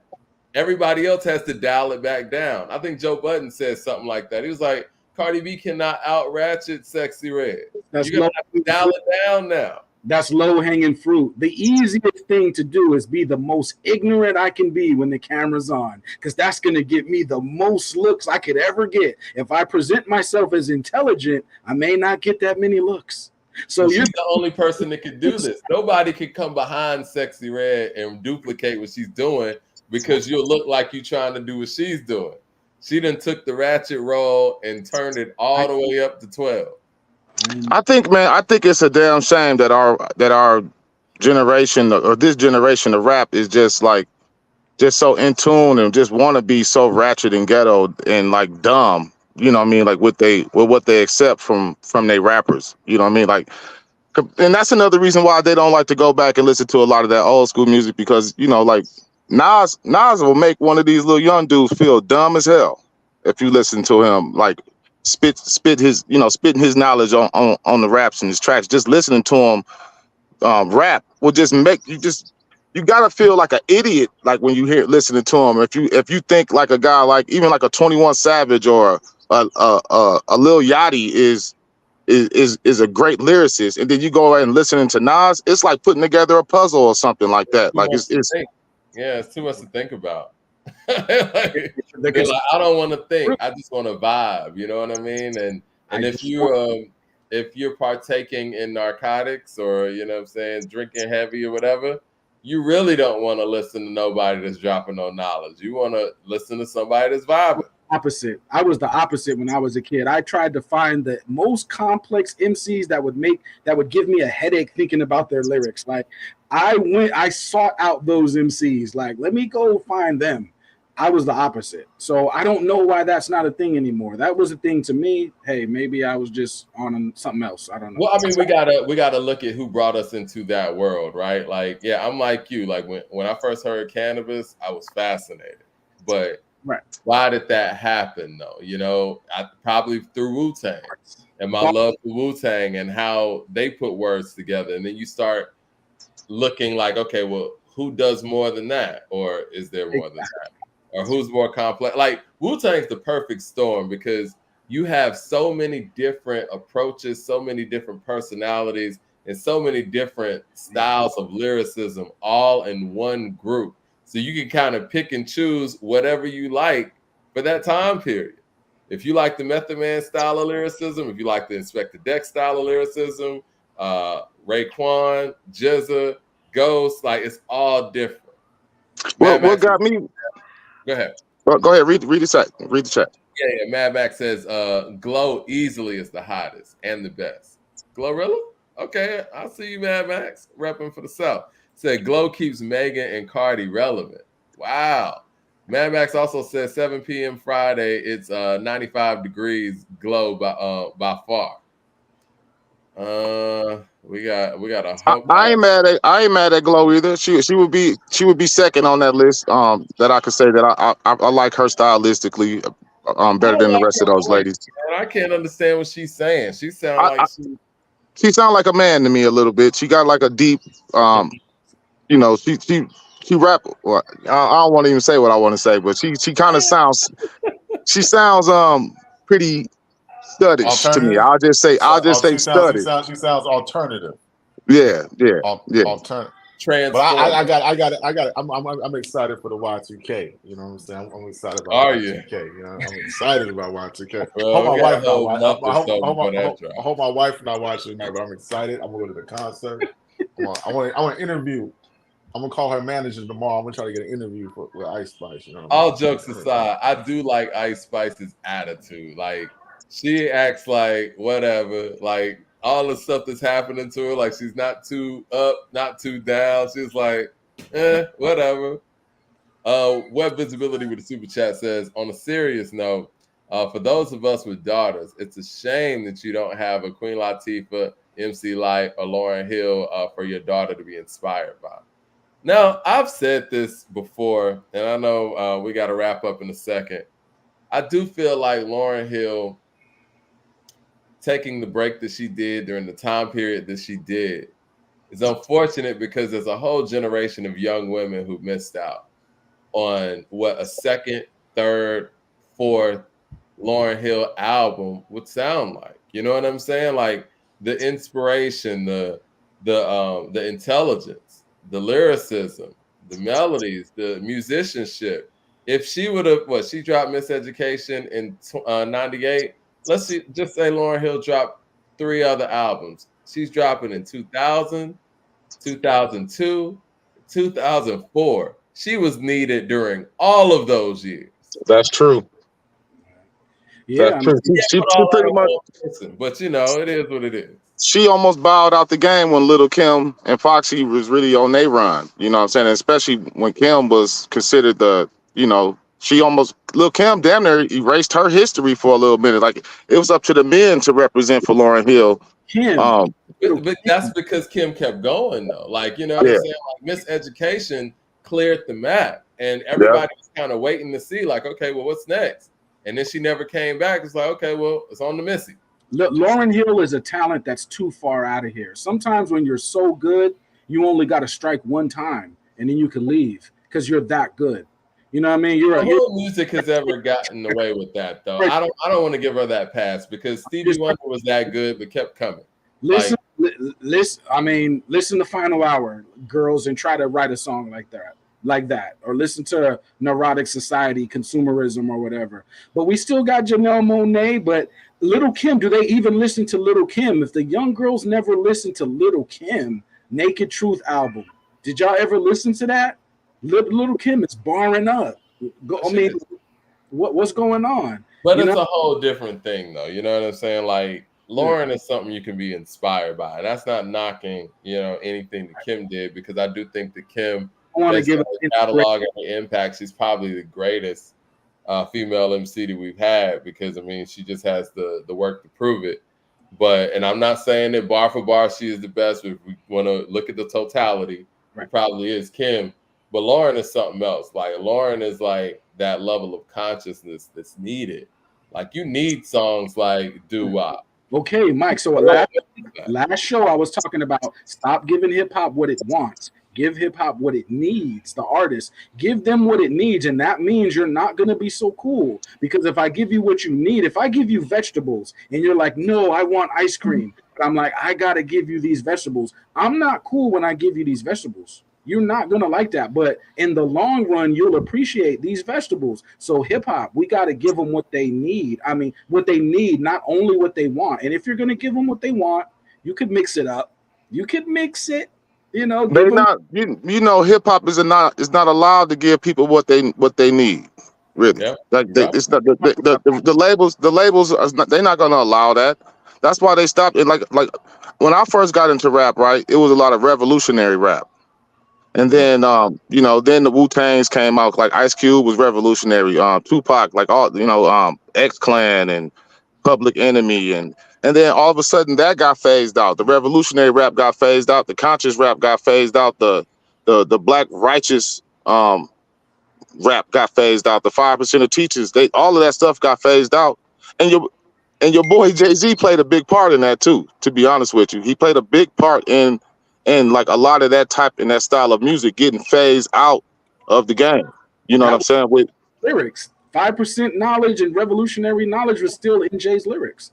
Not really, man. But anyway, listen. If Mike can't talk Eminem, man, you can't talk Jigga, man. We just gonna keep it like that. Mike, if you gonna stand on it, we gotta put that same criteria on Leroy when it comes to Jay-Z. I'm with it. There's no point. We're not gonna stop talking about. We're not gonna stop. No, Mike's not gonna talk about him. Leroy, we're gonna try to refrain from him talking about Jay. We're not gonna stop talking about Ice Spice. Let me put that back on the screen. let me wrap up real quick. Y2K is dropped. We talked about her rollout. You know what I mean? Yeah. We talked about the Hot 97 and those old school radio summer jam shit is done. That's why H2HH is in the game.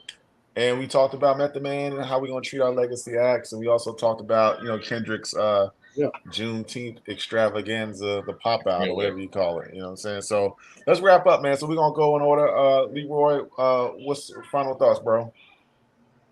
My final thoughts is that I hope that the Summer Jam can come back to its former glory days of just awesomeness. You know what I mean?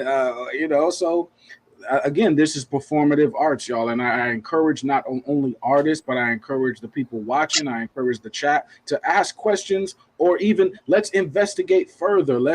When you hit that stage, it's beyond just the music coming through the stereo. Now they get to see you. You have to perform. You're not a rapper. We're walking around thinking that we're rappers. 100 years from now, when you go in a museum, they may have your painting on the wall talking about this was a great writer and poet and philosopher. So you thinking rapper. It's like, nah, I think greater than that. And that's all I'm saying, man. That's all. Hey, super duper. Hey, all I'm gonna say is to the young folks, do the knowledge, recognize the talent, and if you live the street, you better stay silent. Hey, I love it. No doubt, no doubt. Hey, the only thing I would say for Mike closes this out. We don't want Hot 97 Summer Jam to return. We're done. We're done with that. We're taking it over. They're done. They can't do it. The whole mission of this was to get them out the game anyway. So peace. I'm glad they're having a flop. Hope they don't come back. Number 2, shout out to Med and Ref, great performers. I saw them multiple times over the years, and they definitely deserve their flowers. And the last thing I'm gonna say, and then Mike, you can take it away, is this: Y2K. Y'all check it out. You know what I'm saying? Boom. Yeah, no, shout out to Spice, you know. Shout out. Hip hop is for the people and has always been about the people. And so I think that you have to listen to the people. Me and Tariq Nasheed had a conversation about that, and that interview should be dropping in the next couple of days. So I look forward to everybody seeing that as well. Stay tuned. We're going to be talking about his new film, Microphone Check, and how, hip hop is in the streets. It's always been in the streets and will always be in the streets. And these are moments that we see on a grand stage that the corporations get it wrong and it backfires on them. But speaking of the streets and grassroots, shout out to Kendrick dropping his doing his concert on June 19th. On Juneteenth, I'm looking forward to it. I think that's going to be an epic moment in hip hop as well. But I do think that Kendrick does need to drop an album. He might not need to, but it would be a great time for him to drop an album. And it would be great for the culture if Kendrick Lamar drops an album. And my final statement is up-and-coming hip-hop acts, or just up-and-coming acts, period. Let's focus on performance a lot more. I know we live in a time where music comes fast, comes and goes, but you really tighten up that performance, man, you're going to outlast a lot of these guys and gals in this game. And hit like and subscribe, man. We appreciate you rocking with us. A2HH here. Mic check. You're out. All right, y'all. Peace, fellas. Peace. Peace, y'all. All right, y'all. See you next time.